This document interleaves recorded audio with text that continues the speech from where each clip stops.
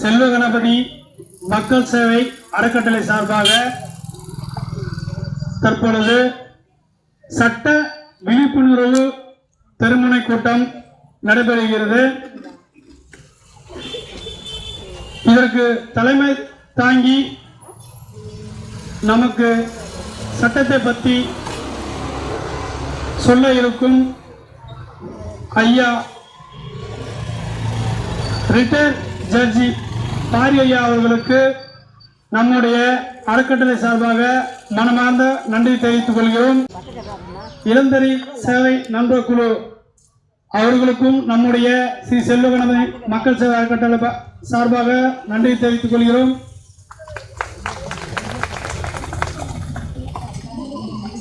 சதீஷ்குமார், முனியப்பன், அஜித் குமார், ஜெயக்குமார், அறக்கட்டளை செயலாளர் ஏ விஜய் அவர்களுக்கும், பொருளாளர் சிந்துஜா அவர்களுக்கும், இங்கே வந்திருக்கும் பொதுமக்கள் அனைவருக்கும் நன்றி தெரிவித்துக் கொள்கிறோம். இந்த தெருமுனை கூட்டம் எதுக்கென்றால் சட்டத்தை பற்றி நாம் தெரிந்து கொள்ள வேண்டும். சட்டம் என்றால் என்ன?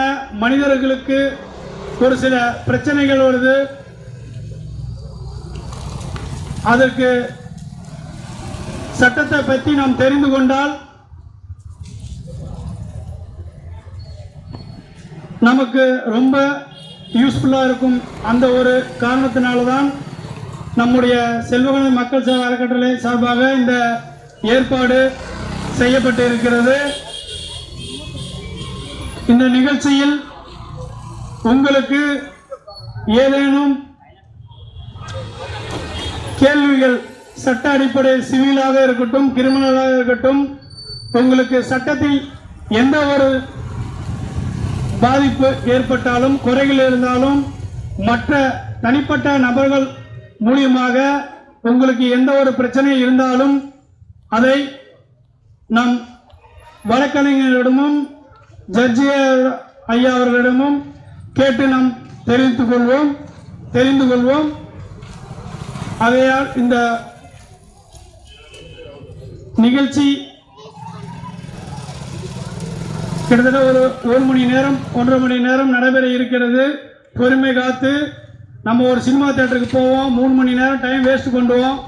ஆனால் இது நம்ம வாழ்க்கைக்கு ரொம்ப முக்கியமானது. அடிப்படை என்ன என்று தெரிஞ்சு கொண்டால் நம்ம யாருக்கும் பயந்துக்க தேவையில்லை.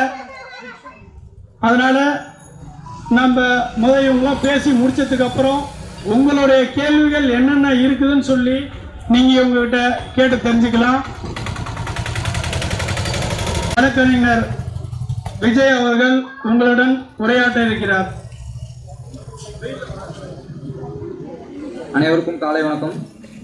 இன்னைக்கு நம்ம எதை பற்றி முதல் பார்க்க போறோம்னா, பெண்களுக்கு கல்வி எந்த அளவுக்கு அவசியமா இருக்குது. கல்வி இருந்தாதான் நமக்கான விழிப்புணர்வு கிடைக்கும். அதை வச்சுதான் நம்ம எங்கெங்க எதை பண்ணலாம், நமக்கு ஏற்படுற பிரச்சனையை எங்க முறை, அது மூலிமா எப்படி தீர்வு காணலாம் அப்படின்றத நம்ம தெரிஞ்சுக்க முடியும். அடுப்பதும் பெண்களுக்கு படிப்பதற்கு அப்படின்னு சொல்லி நம்ம அடக்கி வச்ச காலம் போய் இப்போ நிறைய பெண்கள் சமூக மாற்றத்திற்காக, வீட்டு முன்னேற்றத்துக்காகவும் வேலைக்கு போறீங்க. வேலைக்கு போகிற இடத்துல உங்களுக்கு என்னென்ன மாதிரியான பாதுகாப்புகள் நம்ம அரசாங்கம் ஏற்படுத்தி கொடுத்துருக்கு அப்படின்னு ஒரு சின்ன கண்ணோட்டம்.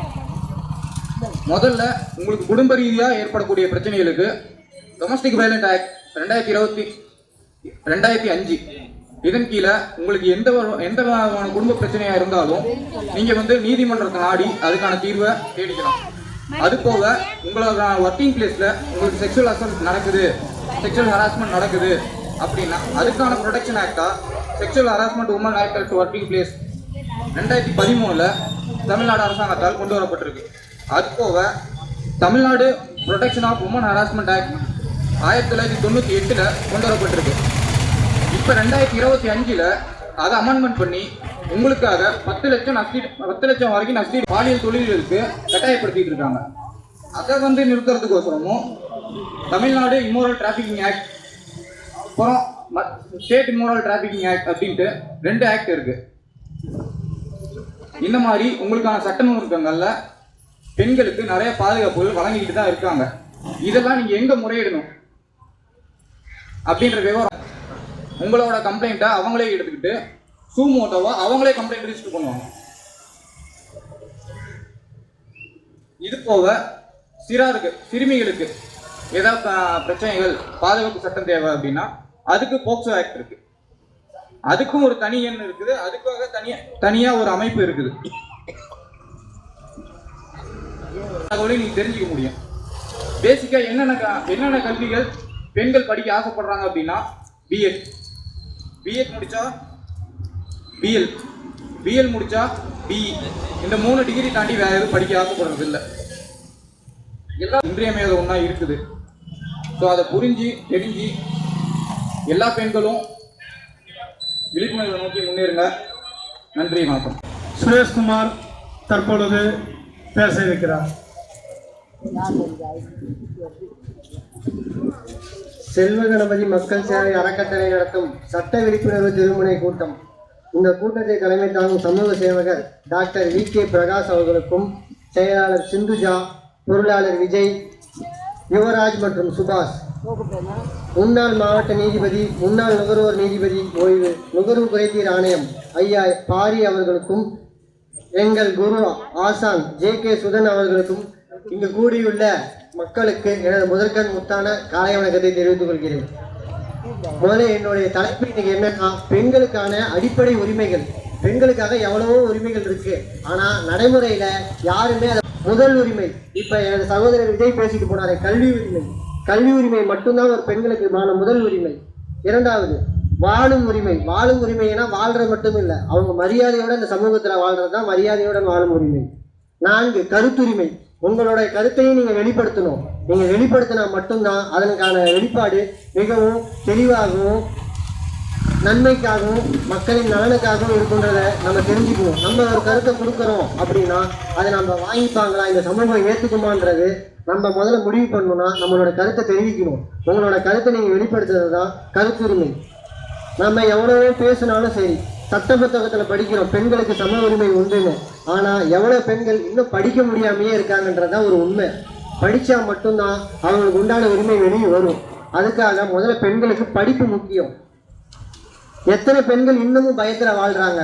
இரவு பகுதியில் வெளியில் செல்றதும் ஒரு இடத்துக்கு போகிறதும் வரதும் இன்னமும் நாட்டில் அச்சம் இருந்துக்கிட்டு தான் இருக்குது.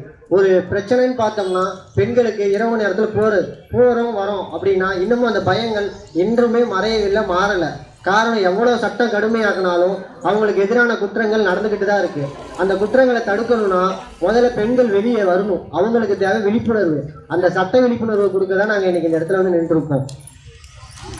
பெண்களுக்கான உரிமைகள் முதல்ல வெளியில் இருக்கவங்க கொடுக்குறாங்களோ இல்லையோ, முதல்ல அந்த பெண்ணின் தந்தை, அந்த பெண்ணின் சகோதரன், அவர்களின் கணவன், முதல்ல இவங்களை அந்த மாற்றத்தை கொண்டு வரணும்.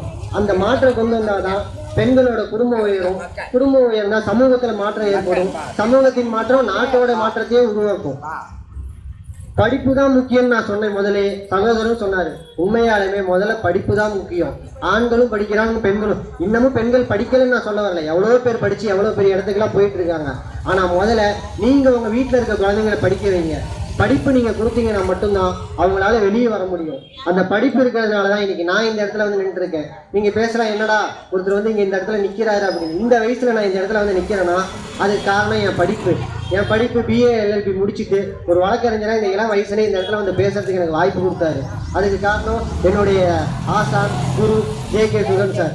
இந்த மாதிரி ஒரு வாய்ப்பு கிடைக்கிறதுக்கு நீங்களும் நாளைக்கு இந்த இடத்துல வந்து நின்று பேசலாம். உங்கள் வீட்டில் இருக்க குழந்தைங்களுக்கு படிப்பை கொடுங்க. அந்த படிப்பு தான் அவங்களோட வெளிப்படுத்தும். அந்த வெளிப்பாடு தான் ஒரு பெரிய இம்பாக்டை கொடுக்கும். கொண்டு வந்தாங்க குழந்தைங்களுக்கு ஏதாவது பாலியல் தொல்லை இந்த மாதிரி தான் வெளியில் சுச்சுவேஷன் இருக்கு. அதுக்கு நம்ம அதுக்கு ஏற்ற மாதிரி தான் வாழணும்னு சொல்றதை விட அதுக்கு அதனுடைய வெளிப்பாடை கொடுத்துருக்கு. அடுத்து இந்து சசன் ஆக்ட், மகளுக்கும் குடும்பத்தில் சரிசமமான சொத்து இருக்குன்றத சொல்லியிருக்காங்க. அதே இடத்துல பெண்களுக்கு ஏதேனும் பிரச்சனைனா sexual harassment act, work place 2013. அடுத்து பிரெக்னெண்டா இருக்கும்போது அதுக்கு உண்டான ஊதியத்தையும் வாங்கிக்கலாம், நீங்க விடுப்பு எடுத்துக்கலாம். நீங்க பணிபுரிகிற இடத்துல நீங்க இப்படி இருந்தும். வழக்கறிஞர் திரு திரேஷ் அவர்கள் உரையாற்றுவார். மக்களுக்கும் பொதுவான உரிமைகள் பொதுவான அடிப்படை உரிமைகள் என்று இருக்கிறது. அது யாருக்காவது தெரியுமா என்று கேட்டால் கேள்விக்குறிதான். இன்றைய நடைமுறையில் மக்களுக்கு 6 அடிப்படை உரிமைகள் இந்திய அரசியலமைப்பால் கொடுக்கப்பட்டுள்ளது. அந்த உரிமைகளை மக்கள் யாரும் பயன்படுத்துவதில்லை. அதை பயன்படுத்த முதலில் என்ன செய்ய வேண்டும் என்று, உரிமைகள் என்றால் என்னவென்று தற்போது யாருக்கும் தெரிவதில்லை. உரிமைகளை நாம் எவ்வாறு எங்கிருந்து வந்திருக்கிறது, யார் கொடுத்தார்கள் என்று கேட்டால் யாருக்கும் எதுவும் தெரிய போவதில்லை. மக்களுக்காக ஃபர்ஸ்ட் என்னென்ன உரிமை இருக்குன்னு பாத்தீங்கன்னா, சமத்துவ உரிமைன்னு இருக்கு. இந்தியன் கான்ஸ்டிடியூஷன் உங்களுக்கு எல்லாருக்கும் தெரியும் நினைக்கிறேன். அரசியல் அமைப்பு சட்டம், அந்த சட்டத்துக்கு கீழே தான் இந்த நாட்டை இயங்குது. அந்த சட்டத்துல இருக்க 6 அடிப்படை உரிமைகள் தான் மக்களுக்கு மிக மிக முக்கியமானது. அந்த உரிமைகள் தெரிஞ்சா நீங்க எங்க யார்கிட்ட வேணாலும் எப்படி வேணாலும் பேசலாம். அந்த உரிமையில முதல் உரிமை என்னன்னு பாத்தீங்கன்னா சமத்துவ உரிமை. சட்டத்தின் முன் அனைவரும் சமம். பணக்காரன், ஏழை, அரசியல்வாதி, அரசியல் இல்லாதவன், செல்வாக்கு இருக்கவன், செல்வாக்கு இல்லாதவன் என்று எந்த ஒரு பாகுபாடு இல்லாம சட்டம்னா மேல இருக்கவனுக்கும் சரி கீழே இருக்கவனுக்கும் சரி யாரா இருந்தாலும் சட்டத்தின் முன் சமம் என்று நீங்கள் என்னைக்கு பேசுறீங்களோ அன்னைக்குதான் உங்களோட உரிமை பாதுகாக்கப்படும். ஐயோ அவன் பணக்காரன், நம்ம போய் அவன்கிட்ட எங்க சண்டை போறது, சட்டம் அவங்களுக்கு ஃபேவரா போயிருமே அப்படிலாம் நீங்க நினைச்சீங்கன்னா கடைசி வரைக்கும் நீங்க இப்படியே தான் இருக்க முடியும். நீங்க போய் முன்னாடி உங்களோட உரிமை இதுதானே சட்டம், எல்லாருக்கும் ஒண்ணுதானே, இதை நீங்க பண்ணுங்க, ஏன் நீங்க பண்ணாம இருக்கீங்க, நீங்க கேள்வி எழுப்பினா மட்டும்தான் உங்களுக்கான உரிமையை நீங்க பெற முடியும்.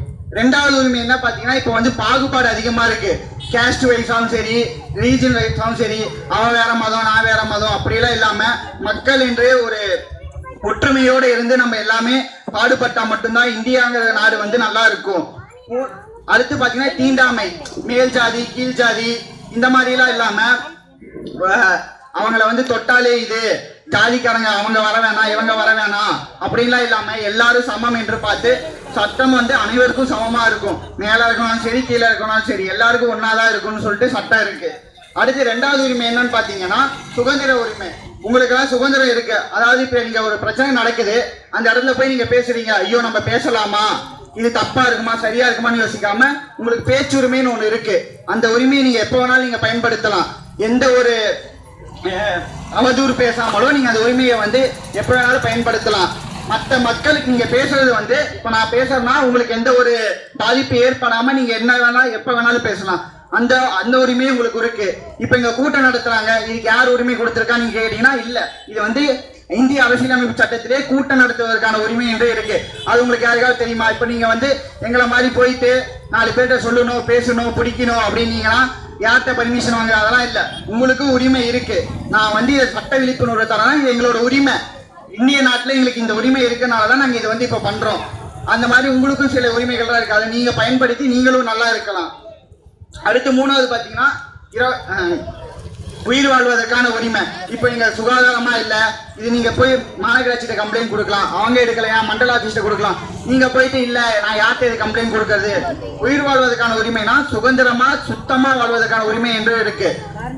அதை விட்டுட்டு நான் என்ன பண்றது இது இப்படி இருக்குன்னு கம்பல்சரி எஜுகேஷன் இருக்கணும். அது நீங்க ஐயோ வேலைக்கு அனுப்பிச்சுடுறது அந்த மாதிரிலாம் இல்லாம 6 முதல் 14 வயது வரை இருக்க குழந்தைகளுக்கு கட்டாய கல்வின்னு அரசியலமைப்பு சட்டத்திலே சொல்லி இருக்கு. அது நீங்க மீறாம அந்த குழந்தைங்க வேலைக்கு அனுப்பிச்சாலோ இல்ல வேற ஏதாவது பண்ணாலும் உங்க மேல அந்த நடவடிக்கை எடுக்கப்படும். கல்விங்கிறது மக்களுக்கு மிக முக்கியமான ஒன்று. அதை பத்தி அந்த மூத்த வழக்கறிஞர்கள் எவரும் சொல்லி இருப்பாங்க. இருந்தாலும் நான் ஏன் சொல்றேன்னா இது உங்களுக்கான ஒரு அடிப்படை உரிமை என்று நான் சொல்றேன். கல்விதான் உங்களுக்கு மிக முக்கியமான ஒன்று. அடுத்து பாத்தீங்கன்னா சுரண்டலுக்கு எதிரான உரிமை. அதாவது இப்போ நீங்க முதலாளி இருக்காங்க, நீங்க தொழிலாளியா இருக்கீங்கன்னா முதலாளி நீங்க ஒரு 8 மணி நேரம் தான் வேலை செய்யணும்னு இருந்தா அந்த 8 மணி நேரம் மட்டும் தான் நீங்க வேலை செய்யணும். அதுக்கு மேல போனா நீங்க கேட்கலாம், என்னோட உரிமையே இதுதான், 8 மணி நேரம் தானே இருக்கு, நீங்க எனக்கு மேல வேலை சொல்றீங்க. இதுதான் உங்களோட உழைப்பை சுரண்டி அவங்க தான் நல்லா இருக்காங்களே தவிர நீங்க எல்லாமே இன்னும் இப்படியே தான் இருக்கீங்க. அவங்க கிட்ட இருந்து உங்களோட உழைப்பை தேடி முதலாளிகளும் நல்லா செல்வாக்கா ஜாலியா இருக்காங்க. ஆனா நம்ம தொழிலாளிகள் வீடு அப்படியே தான் இருக்கு. அதனால இதெல்லாம் நீங்க எதிர்த்து நீங்க கேள்வி கேட்டா மட்டும்தான் உங்களுக்கான உரிமைகள் என்று இதெல்லாம் இருக்கு. ஆனா யாருமே தெரிஞ்சுக்காம புரிஞ்சிக்காம ஐயோ பெரியவங்க அவங்க சொல்றாங்க, முதலாளி அவங்க எடுத்து நம்ம என்ன கேள்வி கேட்கறது அப்படின்னு நீங்க இருக்கனால இப்பவும் நம்ம இப்படி இருக்கோம். கேள்வி கேளுங்க, உங்களுக்கான அந்த உரிமை எல்லாமே இருக்கு, அது சட்டத்திலே கொடுத்துருக்கு. அதை நீங்க பயன்படுத்தினா மட்டும்தான் உங்களுக்கு நல்லா இருக்கும். அடுத்து பாத்தீங்கன்னா மதச்சார்பின்மையான நாடு. இந்திய நாடுங்கிறது பாத்தீங்கன்னா மிக முக்கியமானது மதச்சார்பின்மை. இந்த மதம் தான் நீ இருக்கணும், அந்த மதம் தான் இருக்கணும் அப்படின்லாம் இல்லாம யார் எந்த மதத்தை வேணாலும் பின்பற்றலாம். எனக்கு இந்த மதம் பிடிச்சிருக்கா, நான் இந்த மதத்தை பின்பற்றலாம், அவங்களுக்கு அந்த மதமா அது பின்பற்றலாம். இல்ல நீ இதுதான் பண்ணணும் அதுதான் பண்ணணும் யாரும் உங்களை கட்டாயப்படுத்த மாட்டாங்க. உங்களுக்கு எந்த மதம் விருப்பம் இருக்கோ அந்த மதத்துல நீங்க யாரு வேணாலும் நீங்க போய் உங்களோட வழிபாடுகளை பிரார்த்தனைகளை செய்யலாம். மற்றவங்களை அதை உங்களை கட்டுப்படுத்தக்கூடாது. நீ இந்த மதத்துக்கு வா, நீ அந்த மதத்துக்கு வா அப்படின்லாம் இல்லாம மத சுதந்திரமா நீங்க இந்த இந்திய நாடு இருக்கு. அடுத்து பாத்தீங்கன்னா கல்வி மற்றும் கலாச்சாரம். என்னோட கலாச்சாரம் ஒன்னா இருக்கும், உங்களோட கலாச்சாரம் ஒன்னா இருக்கும். கல்வி அனைவருக்கும் கல்வியானது இருக்கும். அவங்கவுங்க கலாச்சாரத்தை அவங்கவுங்க பின்பற்றலாம். இப்ப என் கலாச்சாரத்தை நான் நீங்க ஃபாலோ பண்ணுங்கன்னு சொல்ல முடியாது, உங்களோட நீங்க என்ன ஃபாலோ பண்ணுன்னு சொல்ல முடியாது. இதுக்கெல்லாம் அவங்கவுங்க உரிமைகள்னு சொல்லிட்டு இந்திய அரசியலமைப்பு சட்டத்திலேயே நம்ம கொடுத்துருக்கு. இந்திய அரசியலமைப்பு சட்டம் தான் மிக முக்கியமான சட்டமா இருக்கு. இந்த மேல சொன்ன 4 உரிமையும் உங்களுக்கு எங்கேயும் கிடைக்கல, எல்லாம் மீறப்படுது, நான் இதுக்கு என்ன பண்றது, இதை நான் எங்க போய் கம்ப்ளைண்ட் பண்ணுவேன் அப்படின்னு நீங்க கேட்டீங்கன்னா நீதிமன்றம் ஒண்ணு இருக்கு. அந்த நீதிமன்றத்துக்கு கீழே இந்தியன் அரசியலமைப்பு சட்டம் சரத்து 32 கீழே ஒரு 5 ரிட்டு இருக்கும். அந்த ரிட்டு என்னன்னு பாத்தீங்கன்னா அந்த 5 ரிட்டு தான் அரசியலமைப்பு சட்டத்தோட இதயம்னு சொல்றாங்க. அந்த 5 ரிட்டு மூலியமா என்னோட ஃபண்டமெண்டல் ரைட்ஸ், அதாவது அடிப்படை உரிமைகள் மீறப்படுது என்று நீங்க சொல்லியிருந்தீங்கன்னா அதுக்கான நீதிமன்றத்துக்கு மூலியமா நீங்க போய் நேரடியா வழக்கு தொடர்ந்து உங்களோட உரிமையை திரும்ப பெற்றுக்கொள்ளலாம்.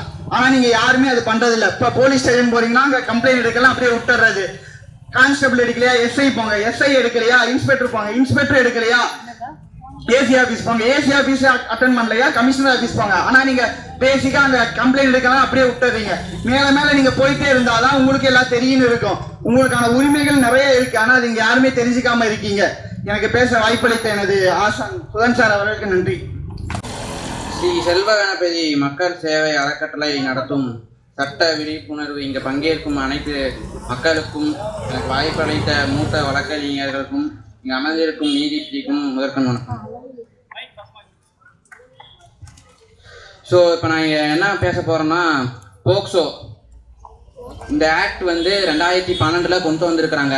இது எதுக்கு முக்கியத்துவம் கொடுக்குதுன்னா, protection of children from sexual offence, அதாவது குழந்தைங்களை பாதுகாக்கிற பாலியல் வன்கொடுமையிலிருந்து 18 வயசு பூர்த்தி அடையாத குழந்தைங்களுக்கு நடக்கும் பாலியல் வன்கொடுமையிலிருந்து அவங்கள நம்ம பாதுகாக்கணும்.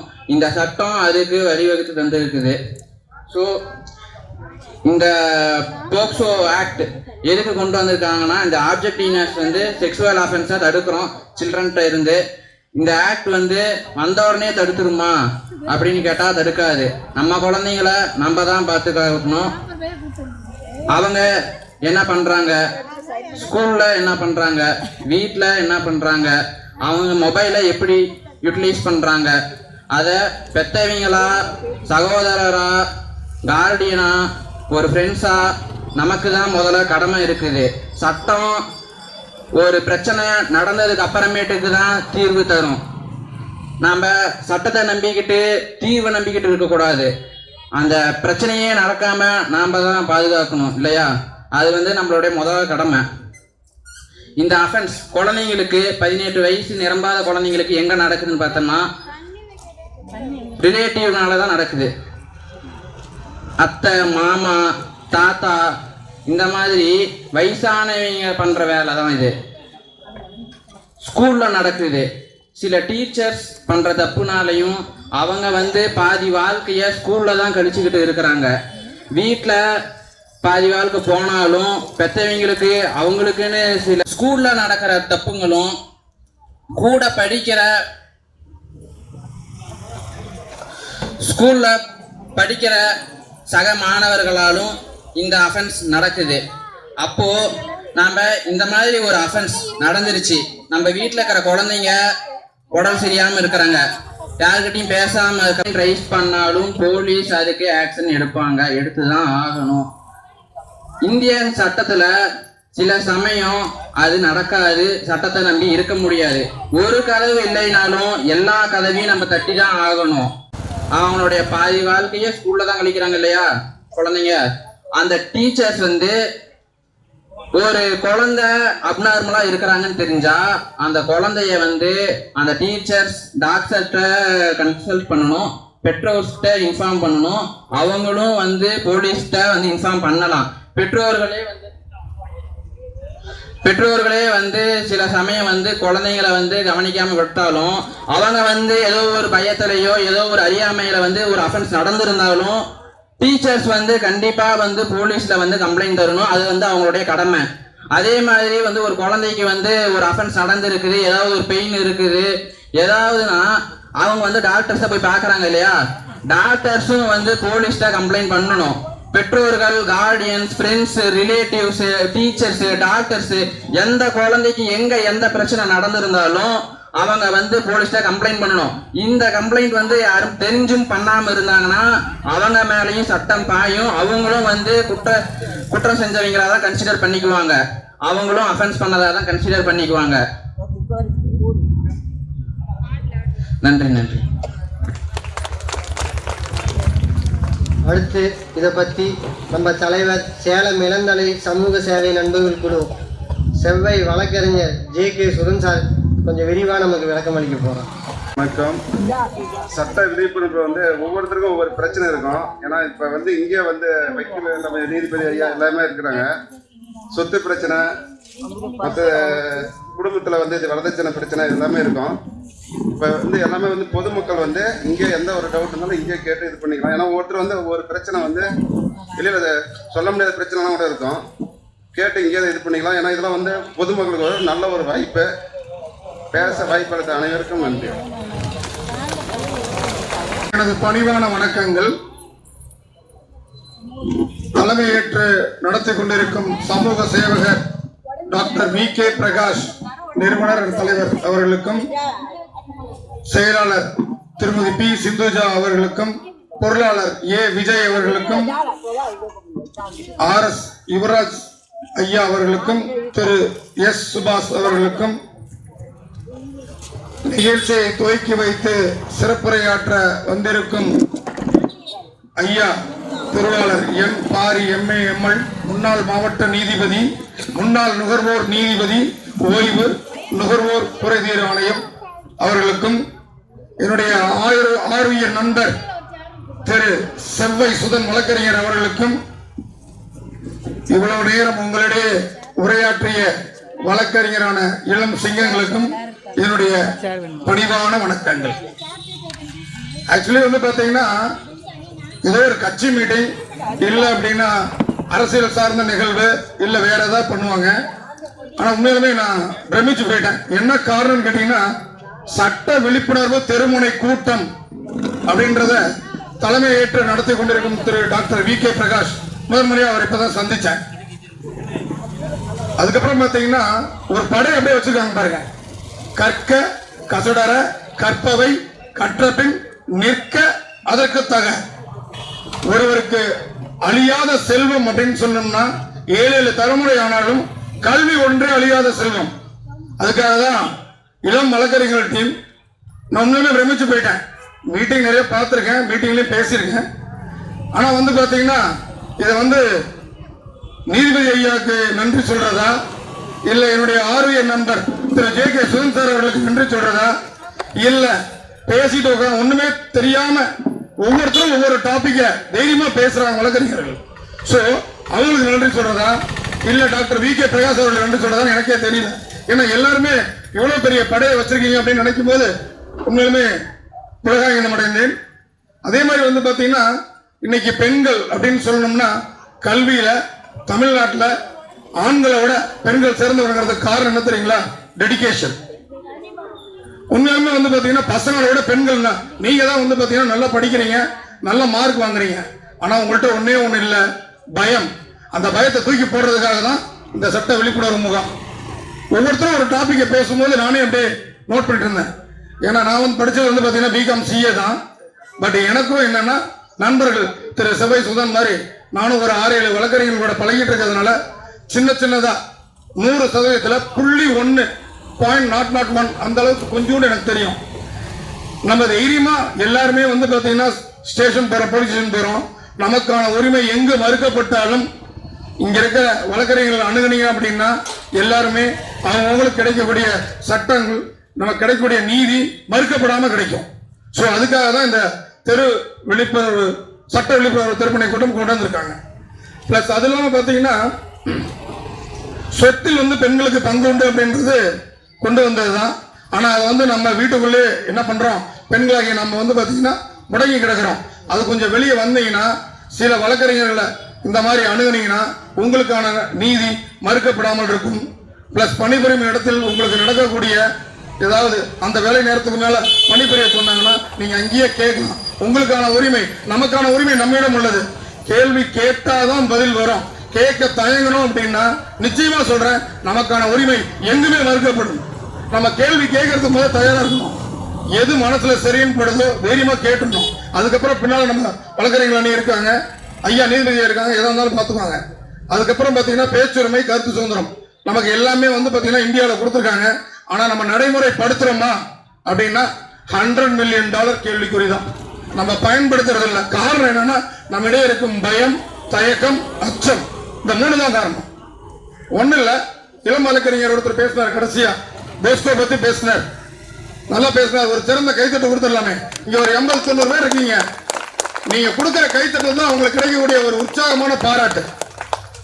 நீதிபதி ஐயா வந்திருக்காங்க, சபை சுதன் சார் வந்திருக்காங்க. உங்களுக்கு வந்து பாத்தீங்கன்னா இளம் வழக்கறிஞர்கள் உட்கார்ந்துருக்காங்க. அவங்க ஒவ்வொருத்தரும் ஒரு டாபிக் பேசுறாங்க. ஒண்ணு இல்ல, இந்த மைக்கை பிடிச்சி பேசுறதுக்கு யார்ட்டையாவது உங்கள்கிட்ட கொடுத்தோம்னா, உண்மையை சொல்றேன், எனக்கே முதல் தடவை கொடுத்தீங்கன்னா லைட்டா உதறும். பேசி பேசி பழகினா மட்டும்தான் எல்லாமே வரும். இப்ப ஒரு சின்ன உதாரணம் அதை சொல்றேன், என்னுடைய உரையை நான் நிறைவு செய்யறேன். இங்க இருக்கிற நம்ம எல்லாருமே ஒரே ஒரு செங்கலை மட்டும் முதல் நாள் கொடுத்து உடைக்க சொன்னா எத்தனை பேர் உடைப்போம்? யாரும் உடைக்க முடியாது தானே? அதே 6 மாசம் பயிற்சி கொடுத்து ஒரு செங்கலை உடைன்னு சொன்னா உடைக்க முடியுமா முடியாதா? அதுதான். சோ இங்கே வந்து பாத்தீங்கன்னா நீதிபதியா வழக்கறிஞர் திரு செவ்வை சுதன் அவர்கள் இளம் வழக்கறிஞர்கள் இருக்காங்க. சோ சட்ட விழிப்புணர்வு முகாம் அப்படின்றது தெருமுனை பிரச்சார கூட்டங்கிறது உண்மையிலுமே மிகப்பெரிய விஷயம். ஏன்னா இந்த நோட்டீஸ் இப்பதான் கையில வந்திருக்கு. அடுத்தது நானும் இவங்க தலைமையில எங்க தெருவிலையும் படுறோண்டு ஒரு உறுதி எடுத்திருக்கேன். கலந்து கொண்டு எனக்கு பேச வாய்ப்பளித்த அனைவருக்கும் நன்றி கூறி விடைபெறுகிறேன். நன்றி, வணக்கம். குழு தலைவர் திரு செவ்வை ஜே.கே. சுதன் சார் நம்மளுடைய உரையாற்றுவார்.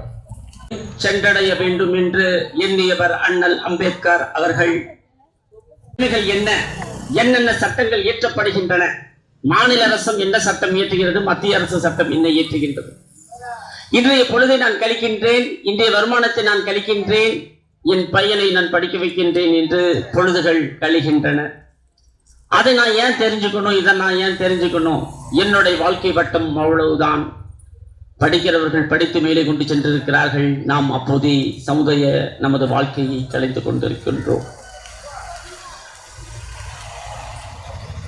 சட்டம் ஒரு இருட்டறை, அதில் வழக்கறிஞரின் வாதம் ஒரு வெளிச்சம் என்று அறிஞர் அண்ணா சொன்னார். உண்மைதான். எத்தனையோ சட்டங்கள், வழக்கறிஞர்கள், எத்தனையோ நீதிபதிகள் எல்லாம் சென்று கொண்டிருக்கின்றோம். எந்த அளவுக்கு சட்டங்கள் இயற்றப்பட்டாலும் குற்றங்கள் குறைந்தபாடில்லை. ஏன் என்று தெரியாது. சட்டங்கள் போதித்துக் கொண்டுதான் போகின்றன. ஒவ்வொரு மனிதனுக்கும் தனி மனித ஒழுக்கம் இல்லை என்றால் அந்த சமுதாயம் உயிர் பெறாது. 1000 சட்டங்கள் இயற்றினாலும் அந்த சட்டத்தை நாம் கடைபிடித்தால் மட்டுமே அந்த சட்டத்திற்கு வலிமை என்று சொல்ல முடியும். சிந்திக்கின்றேன். வாக்குரிமையை நாம் அளிக்கின்றோம். வாக்குரிமைக்கு அளிப்பதற்கு முன்பு ஒருவர் பிடித்தவரா அல்லது பிடிக்காதவரா, அவர் ஆட்சிக்கு வந்தால் நமக்கு செயல்படுத்துவோரா என்று எண்ணிக்கொண்டு வாக்களியுங்கள். அது யாருக்காக இருந்தாலும் வாக்களியுங்கள், தப்பில்லை.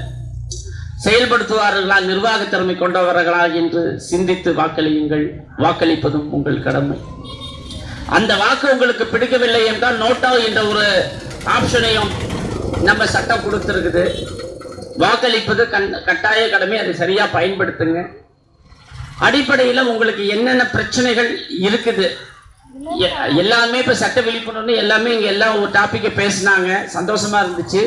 பட் உங்களுக்கு என்ன தேவைப்படுது, எந்த மாதிரியான பிரச்சனைகள் நீங்க இருக்கிறீங்க, உங்களுக்கு என்னெல்லாம் தேவைப்படுகிறது, நிதி சம்பந்தமான பிரச்சனைகளா, நிதி நிறுவனங்களில் மகளிர் சுயக்குழு பிரச்சனையா இருக்கலாம், இல்ல கணவர் சரியாக உங்களை பராமரிக்காம துன்புறுத்துகின்ற சூழ்நிலையில நீங்க பாதிக்கப்பட்டிருக்கீங்களா, இல்ல வேற அவர் சொன்ன மாதிரி செக்ஸுவல் ஹராஸ்மெண்ட், போஸ்கோ இந்த மாதிரி ஒரு சமூக விரோதிகளால் மிரட்டப்பட்டு கொண்டிருக்கிறீர்களா, இந்த மாதிரியான இப்போ இந்த சூழ்நிலை நிலவரப்ப இந்த சூழ்நிலையில இந்த மாதிரி பிரச்சனைகள் தான் இந்த மக்களிடம் நான் பார்க்க முடிகிறது.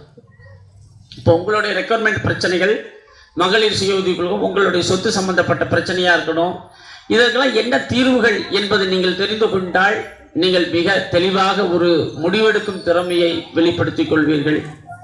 ஏதோ வந்தாங்க 5 பேர் பேசினாங்க, என்னென்னமோ போயிட்டாங்க. இப்போ தம்பிங்கெல்லாம் செக்ஷன்ஸை சொன்னாங்க, நான் இல்லைன்னு சொல்லல. பட் அதில் நீங்கள் என்ன தெரிந்து கொள்ள வேண்டும், உங்களுக்கு கொடுக்கப்பட்டுள்ள உரிமை.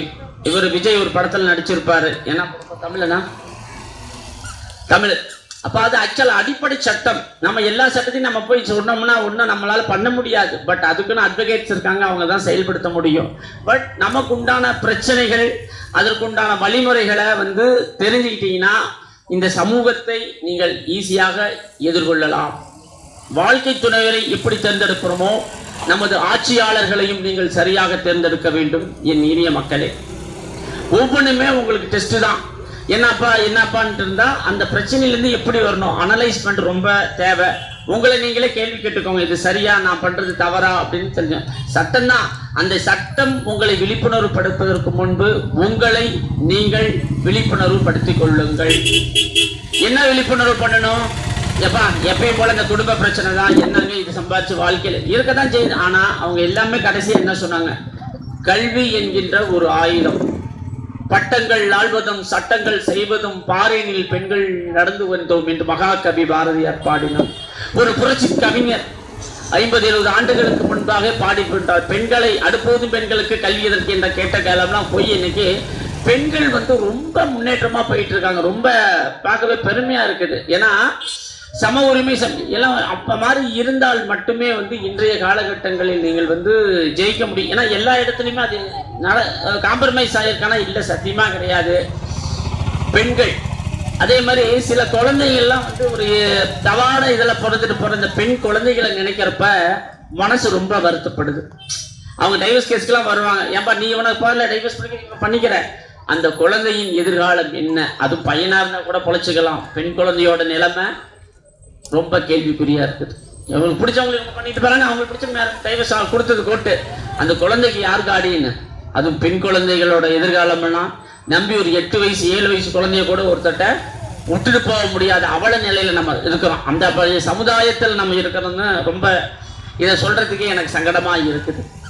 அதற்கெல்லாம் ஏற்றுக்கொள்ள முடியாத இந்த தன் விசாரணையே தேவையில்லை. கண்ணுக்கு கண் பல்லுக்கு பல்லுமா ஐரோப்பிய நாடுகள் சட்டங்கள். ஏன்னா இந்த குற்றங்கள் நான் அட்வொகேட்டா இருந்தாலும் நான் காம்ப்ரமைஸ் ஆக மாட்டேன். பெண்களுக்கு எதிரான குற்றங்களும் சரி, சிறார்களுக்கு எதிரான குற்றங்களாலும் சரி, அடிப்படையிலே வேறறுக்கப்படும் என்பதில் எந்த கருத்தும் எனக்கு மாற்று கருத்தே கிடையாது. அந்த குற்றவாளிகள் எல்லாம் மிகவும் கொடியவர்கள், அவர்களெல்லாம் கண்டிக்கப்படக்கூடியவர்கள். ஆனா நம்ம அதே டைம்ல இப்ப அவர் சொன்னாரு, ஒரு பொண்ணு என்ன பண்றது, அந்த பொண்ணை நம்ம எப்படி வாட்ச் பண்றோம், அந்த பாப்பாவுக்கு ஒரு செல்போன் கொடுக்குறோம், கரெக்டா யூஸ் பண்றாரா, எதுக்காக அந்த செல்போனை வாங்கி கொடுத்தோம். பெற்றோர்களோட கடமை குழந்தைங்களை, பெண் குழந்தைகளை சொத்தோட ரொம்ப அதிகமா பார்த்துக்குவாங்க. அவ இன்னைக்கு டீனேஜில் நிறைய நடக்குது சம உரிமை. பட் அந்த பெண் சரியாக சமுதாயத்திற்கு ஒப்படைக்கப்படுகின்றாளா என்பது ஒவ்வொரு பெற்றோரின் தார்மீக கடமையா இருக்குது. உங்களுடைய சட்ட ஆலோசனைகள் எதுவாக இருந்தாலும் கேள்விகளை என்னுடைய நண்பர் பிரகாஷ் அவர்களிடம் கொடுக்கப்பட்டுள்ளேன். எந்த சட்ட உதவியாக இருந்தாலும் பெண்களுக்கு எதிராக குரல் கொடுப்பேன் என்று இந்த வாய்ப்புக்கு நன்றி கூறி விடைபெறுகின்றேன். நன்றி, வணக்கம். மக்கள் சேவை அறக்கட்டளையினுடைய நிறுவன தலைவர் சமூக சேவகர் டாக்டர் VK பிரகாஷ் அன்னார் நம்மிடத்திலே உரையாற்றுவார். அனைவருக்கும் வணக்கம். இங்கே உரையாற்றியிருக்கும் வழக்கறிஞர் அவர்களுக்கு நன்றி தெரிவித்துக் கொள்கிறேன். சட்டம் பற்றி நிறையா உங்களுக்கெல்லாம் சொல்லியிருக்கிறாங்க. டாக்டர் அம்பேத்கர் அவர்களால் உருவாக்கப்பட்ட சட்டம், அந்த சட்டம் நம் மக்களிடையே முழுமையாக வந்தடைந்து இருக்கிறதா என்று கேட்டால் நமக்கு அவ்வளவாக சட்டம் தெரியாது. உதாரணத்துக்கு ஒரு போலீஸ் ஸ்டேஷனுக்கு போவோம், அங்கே ஒரு கான்ஸ்டபிள் இருப்பார், உள்ளே போங்கம்போ, அங்கே உள்ளே போக சொல்லுவாங்க. போலீஸுக்காரை பார்த்தா நமக்கு ஒரு பதட்டம் இருக்கும். நம்ம போலீஸ் ஸ்டேஷன் பக்கம் போயிருக்க மாட்டோம். அதனால அவங்கெல்லாம் பார்த்தோமாக்க என்னடா ஒரு உயர் அதிகாரிங்க போலீஸுங்க நம்மளை திட்டுவாங்க அடிப்பாங்க அப்படின்னு நமக்கு அந்த பயம் இருக்கும். போலீஸ்காரங்க அவங்களும் ஒரு மனிதர்கள் தான். அவங்க நம்மளை அடிக்கிறதுக்கு சட்டத்துல இடம் இல்லை. நம்ம தெரிஞ்சும் தெரியாம ஒரு தவறு செய்திருந்தால் அந்த தவறு அவங்க கேஸ் போட்டு சட்டத்தை முன்னாடியே அவங்க நிறுத்தணும். அதுதான் அவங்களுடைய வேலையை தவிர நம்ம மேல கை வைக்க கூடாது. ஆனா இப்ப ரவுடியஸும் ரொம்ப கம்மியாயிருச்சு, போலீஸும் ரவுடியஸும் அதிகமாயிருச்சு. நம்மள கூட்டிட்டு போய் விசாரணைங்கிற பெயர்ல அடிக்கிறதும் சித்திரவதை பண்றதும் பொய் வழக்கு போறதும் ஒரு வாடிக்கையாக வச்சிட்டு இருக்கிறாங்க. அதுக்கு அந்த போலீஸ்காரை பார்த்தாவே நம்மள பயந்துக்கிறோம். தயவு செய்து இனிமேல் பயந்துக்காதீங்க. நம்ம கொடுக்கக்கூடிய அந்த வரி பணம் அந்த சம்பளத்துல தான் அவங்களாம் நமக்கு வேலை செய்யறாங்க. ஒரு சில காவல் அதிகாரிகள்லாம் பாத்தீங்கன்னா நம்ம கோயில்ல பாருங்களேன், எல்லபடிய அந்த கோயில்லாம் பாத்தீங்கன்னா ஒரு போலீஸ்காரை வச்சு நம்ம சாமியா கும்பிடுவோம். இதே ஒரு சில போலீஸ்காரங்க இருக்கிறானுங்க, எப்படி தெரியுங்களா, ஒரு இன்ஸ்பெக்டர் புதுசா வந்துட்டாங்களா, ஒரு கமிஷனர் புதுசா வந்துட்டா அவனுங்கெல்லாம் என்ன பண்ணுவானுங்கன்னா ஒரு பொய்யான வழக்கு போடணும். யார் மேல? ஒரு நல்ல மனித மேல ஒரு வழக்கு போடணும். நம்ம கையெடுத்து கும்பிடுறதும் அந்த போலீஸ் ஒரு சாமியா ஒரு கோயில்ல வச்சு கும்பிட்டு இருக்கிறோம். ஒரு சில போலீஸ்காரங்க இருக்கிறாங்க பாத்தீங்களா, அவங்க பொய் வழக்கு போடுறது வாடிக்கையா வச்சுக்கிட்டு ஒரு குற்றமே செஞ்சிருக்க மாட்டான், அவனை பிடிச்சிட்டு கொண்டு போய் அவன் மேல கேஸ போட்டு அவனை ரிமாண்ட் பண்ணி அவங்க நல்ல பேர் எடுத்துக்கிறாங்க.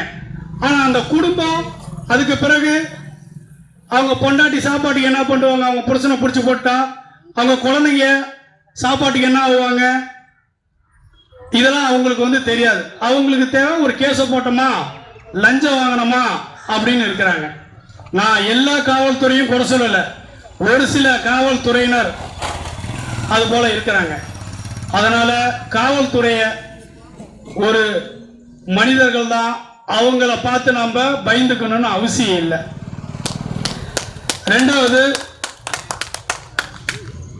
ரெண்டாவது இந்த நம்ம பிறந்துட்டோம் வளர்ந்துட்டோம், நம்ம எதுக்கோசரம் நம்மள பெத்த தாய் தகப்பனர் நம்ம நல்லா வளர்த்துருப்பாங்க, நம்ம இப்ப கல்யாணம் ஆயிடுச்சு, நம்ம குழந்தைங்கள நல்லா வளர்த்தணும், அதுதான் நம்மளுடைய இலக்கா நம்ம வச்சுட்டு இருக்கிறோம். அப்போ அந்த குழந்தைங்க சாப்பிட்றதுக்கு, அந்த குழந்தைங்க நல்லா படிக்கிறதுக்கு, நல்லா ட்ரெஸ் போடுறதுக்கு நம்ம என்ன பண்றோம், நம்ம வேலைக்கு போறோம், சம்பாதிக்கிறோம், மனைவி வீட்டில் இருக்கிறாங்க. அப்ப அந்த இடைப்பட்ட கேப்ல அந்த பொண்ணுக்கு ஒரு 16-17 வயசு ஆகுது. அப்படிங்கிறப்ப அந்த பொண்ணுங்க என்ன பண்றாங்க, நல்ல நண்பர்கள் கூட பழகுறாங்களா, இல்ல கெட்ட நண்பர்கள் கூட பழகி கெட்ட செயலில் ஈடுபடுறாங்களாங்கிறது உங்களுடைய கையில தான் இருக்கு. நம்ம சம்பாதிக்கிறது ஒரு பக்கம் இருந்தாலும் நம்முடைய குழந்தைங்க என்னென்ன பண்றாங்கிறது உங்ககிட்ட தான் இருக்குது. அவங்க நல்ல வழி பாதையில போறாங்களா இல்ல தவறான பாதையில போறாங்களா அப்படின்றது நாம அப்பப்ப கவனிச்சுக்கணும். அதே போல பசங்க இன்னைக்கு இருக்கிற ஜெனரேஷன்ல பாத்தீங்கன்னா போதை பொருள், போதை ஊசி, போதை பழக்கத்துக்கு ஃபுல்லா அடிமையாயிடுறாங்க. அது நீங்க பெத்தவங்க ஸ்டார்டிங்லேயே இவன் குடிப்பானா அவன் கூட சேர விடக்கூடாது, நம்ம பையன் என்ன பண்றான் போதையில பஸ் நாள் வந்தானா அவனை கண்டிச்சு அந்த பழக்கத்துக்கு அவனை அடிமையாக்க கூடாது. நீங்க அசால்ட்டா விட்டுறீங்க. அவன் என்ன பண்றான், அடுத்தடுத்து ஃபர்ஸ்ட் பீர் பிராந்தி குடிக்கிறான், கஞ்சா அடிக்கிறான், ஊசி போடுறான், மாத்திரை போடுறான், அவன் என்ன செய்யறான்னு அவனுக்கே தெரியறதில்ல. அது போல விஷயங்கள்லாம் நடந்துகிட்டு இருக்கு.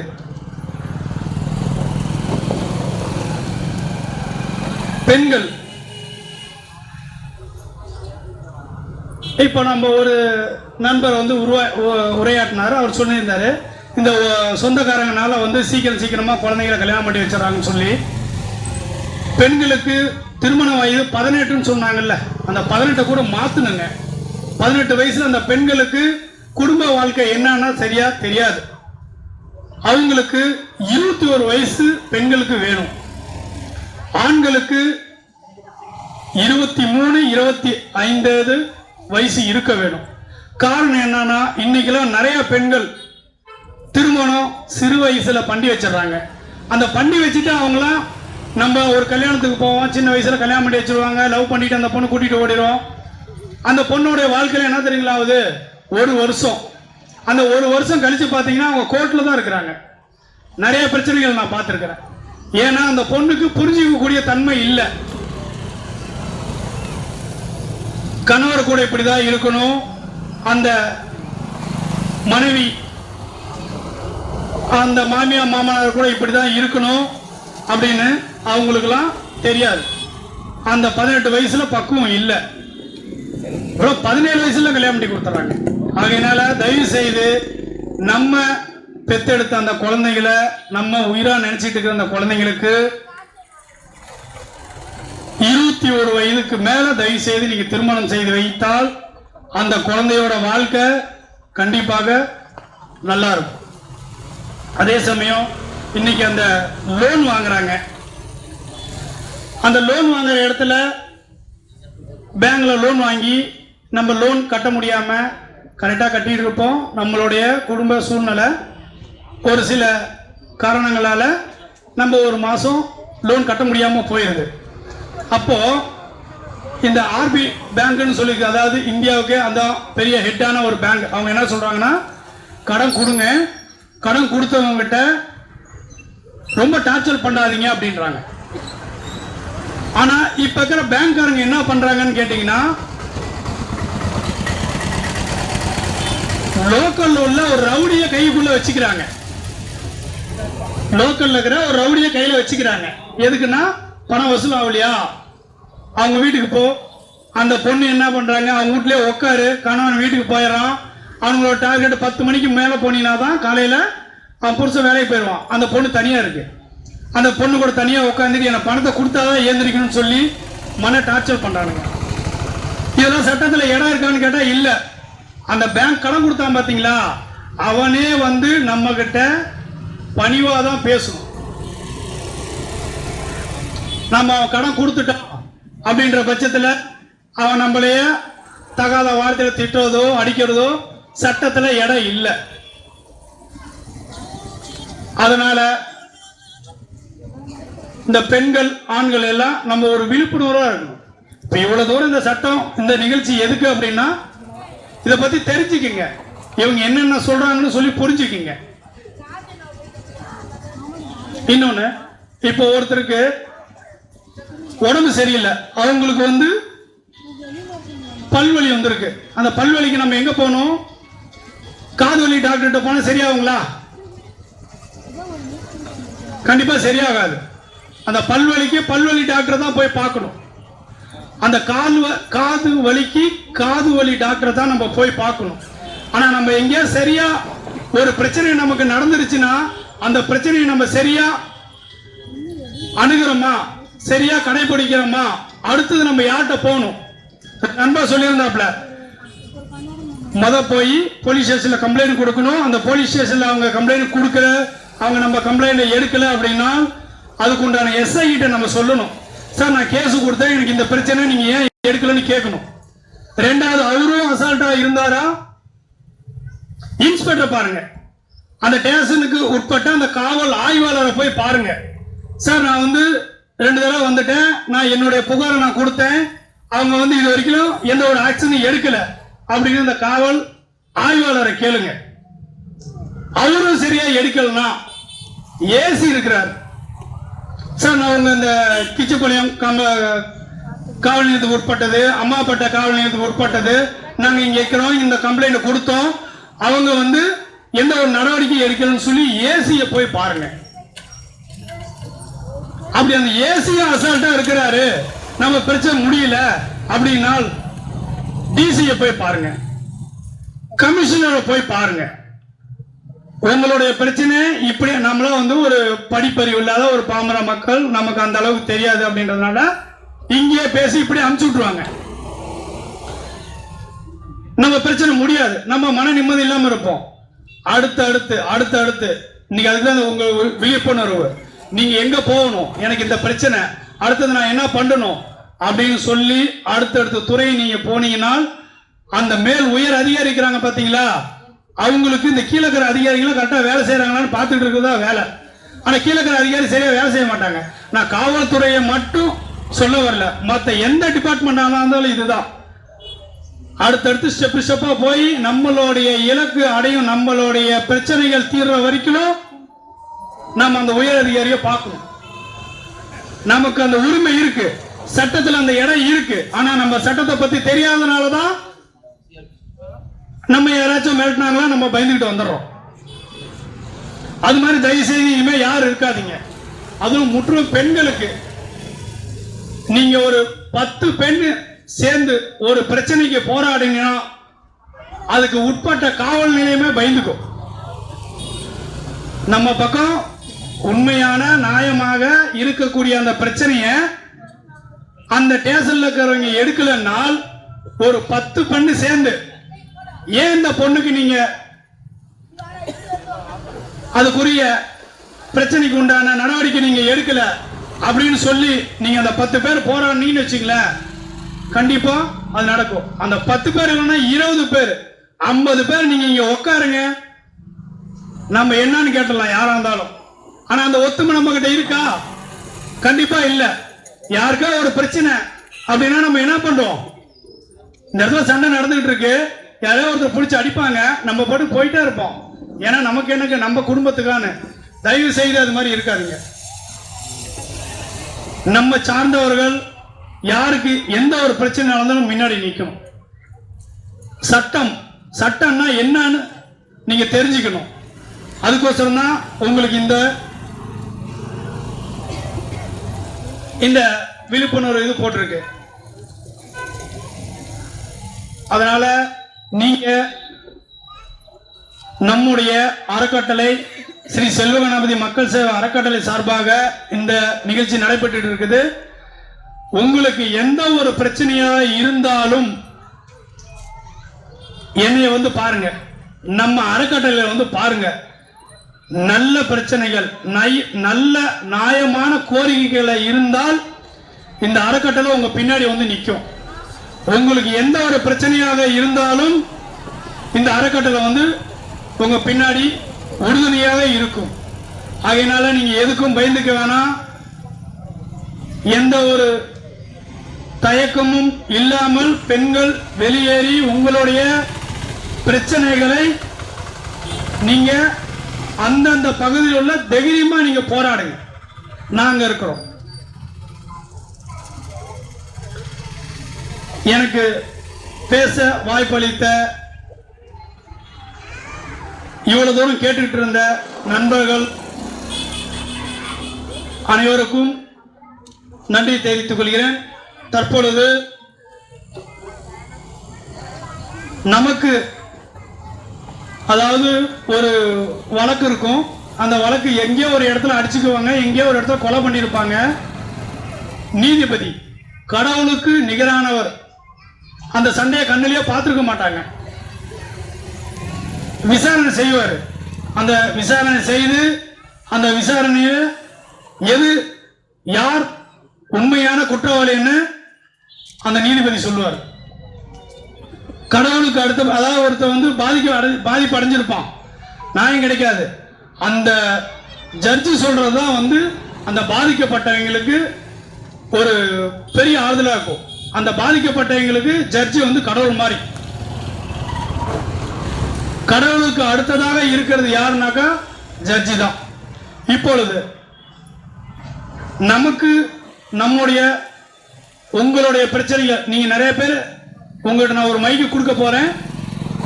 இப்ப நம்மளுடைய ஜட்ஜி ஐயா பாரி ஐயா அவர்கள் பேச இருக்கிறாங்க. அவர் பேசி முடிச்ச உடனே உங்களுடைய குறைகளை சொல்லுங்க. உங்களுக்கு என்ன டவுட் இருக்கோ அதை நீங்க உங்க கையில நான் ஒரு மைக்கை கொடுக்குறேன். அவங்க தயவு செய்து கூச்சை இல்லாம உங்களுக்கு என்ன கேட்கணும்னு இருக்கோ ஐயா கிட்ட கேட்டீங்கன்னால் நமக்கு ஒரு விழிப்புணர்வு கிடைக்கும். நம்ம யாரை பார்க்கணும் அடுத்தது அப்படின்னு நமக்கு ஒரு தெளிவு கிடைக்கும். ஆகையினால யாரும் கூச்சப்படாம ஐயா பேசி முடிச்ச உடனே நம்மளுடைய கருத்துக்களை உங்களுடைய கேள்விகளை கேளுங்க, ஐயா பதில் சொல்வார். தற்பொழுது முன்னாள் நீதிபதி, முன்னாள் நுகர்வோர் நீதிபதி, ஓய்வு நுகர்வோர் குறைநீர் ஆணையம் நீதிபதி ஐயா தற்பொழுது நம்மளுடன் உரையாற்ற இருக்கிறார்.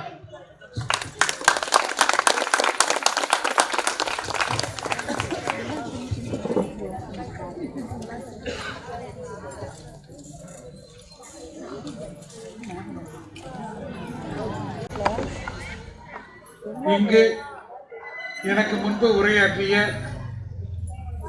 வழக்கறிஞர் சகோதரர் JK சுதன் அவர்களே, பல்வேறு சட்ட கருத்துக்களை தலைப்பிட்டு கருத்துரை வழங்கிய எனது அருமை வழக்கறிஞர் சகோதரர்களே,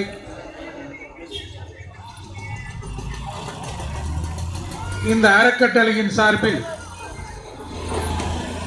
நடைபெறுகின்ற இந்த சட்ட விழிப்புணர்வு கூட்டத்தில் திரளாக கலந்து கொண்டிருக்கின்ற பொதுமக்களே, உங்கள் அனைவருக்கும் எனது காலை வணக்கத்தை தெரிவித்துக் கொள்கின்றேன்.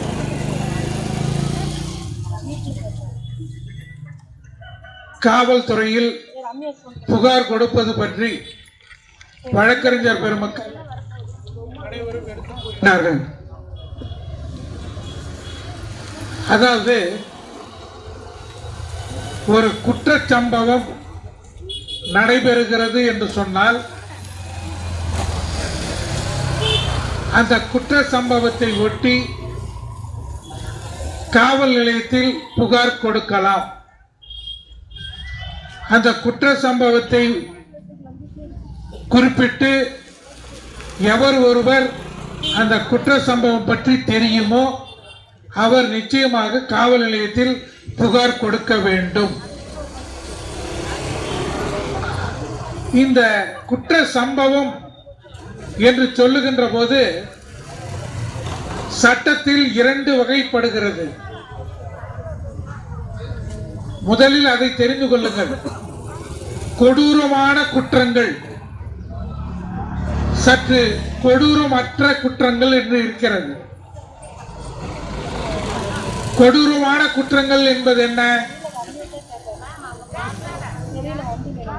ஒரு கொலை சம்பவம் நடைபெறுகிறது. தகராறில் கைகளோ கால்களோ தன்னுடைய உடல் உறுப்புகள் வெட்டப்படுகிறது. தன்னுடைய வீட்டில் பொருள் களவாடப்படுகிறது. இப்படிப்பட்ட சம்பவங்கள் எல்லாம் கொடூரமான குற்றங்களாக சட்டத்தில் கருதப்படுகிறது.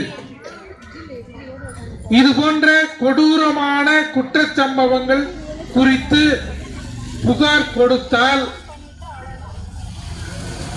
அந்த புகார் எழுத்து மூலமாகவும் கொடுக்கலாம், ஆன்லைன் மூலமாகவும் கொடுக்கலாம், இமெயில் மூலமாகவும் கொடுக்கலாம்.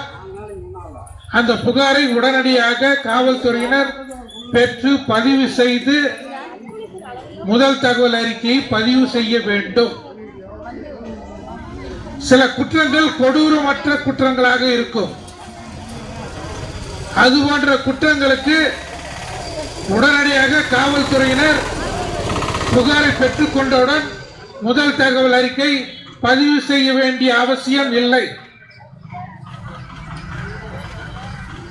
கொடூரமற்ற குற்றங்களாக போலீசார் கருதுகின்ற போது போலீசார் உரிய விசாரணை மேற்கொண்ட பின்னர்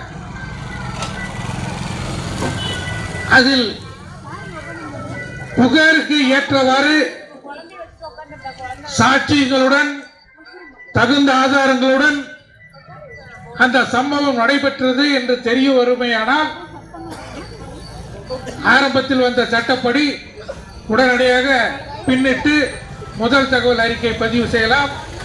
இப்பொழுது புதிதாக வந்த சட்டப்படி நீதிமன்றத்திலே அனுமதி பெற்ற பின்புதான் முதல் தகவல் அறிக்கை பதிவு செய்ய முடியும். வழக்கறிஞர் பெருமக்கள் புரிந்து கொண்டிருப்பீர்கள் நினைக்கிறேன்.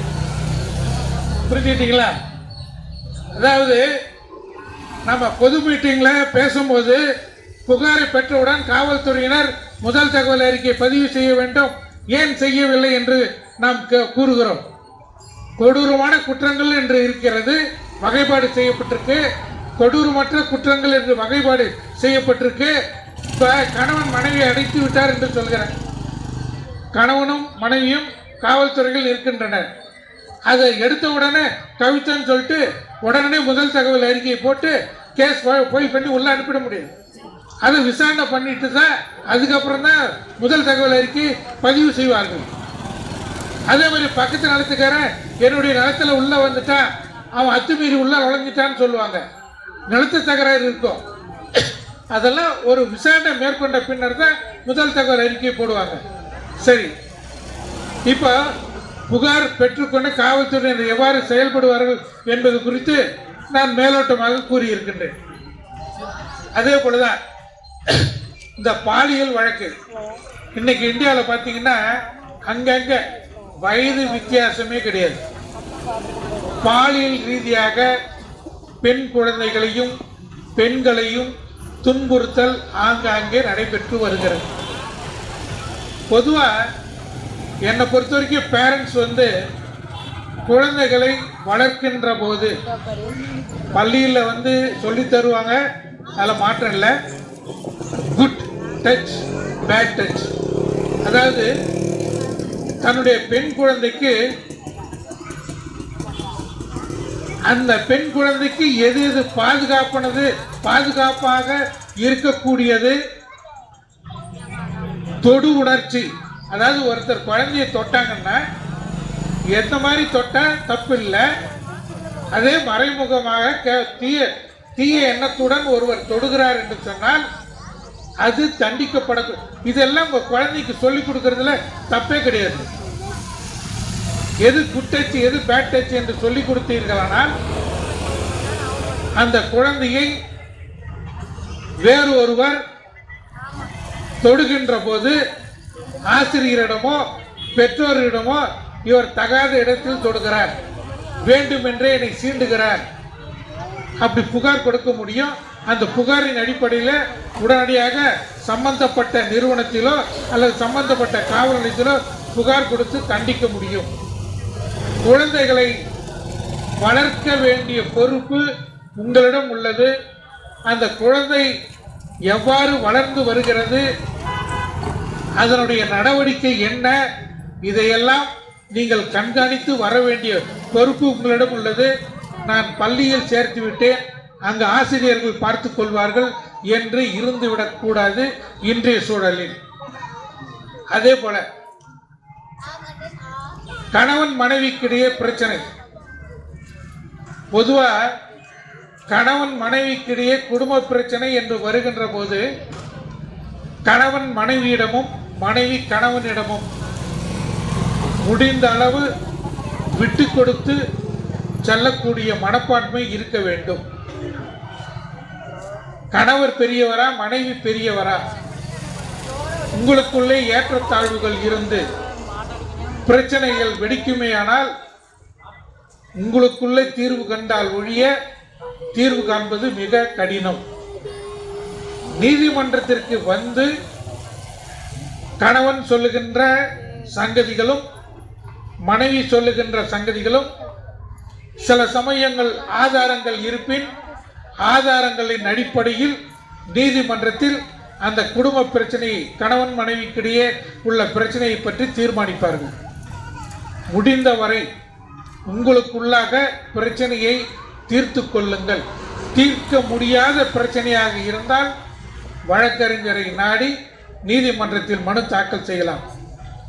வழக்கு தாக்கல் செய்வதற்கு, அதாவது சிவில் வழக்காக இருந்தாலும் சரி, கிரிமினல் வழக்கு குற்ற வழக்காக இருந்தாலும் சரி, வழக்கை எதிர்கொண்டு நடத்துவதற்கு போதிய வசதி இல்லை என்று ஒரு சூழல் இருக்குமே ஆனால் ஒவ்வொரு நீதிமன்றத்திலும் இலவச சட்ட உதவி மையம் உள்ளது.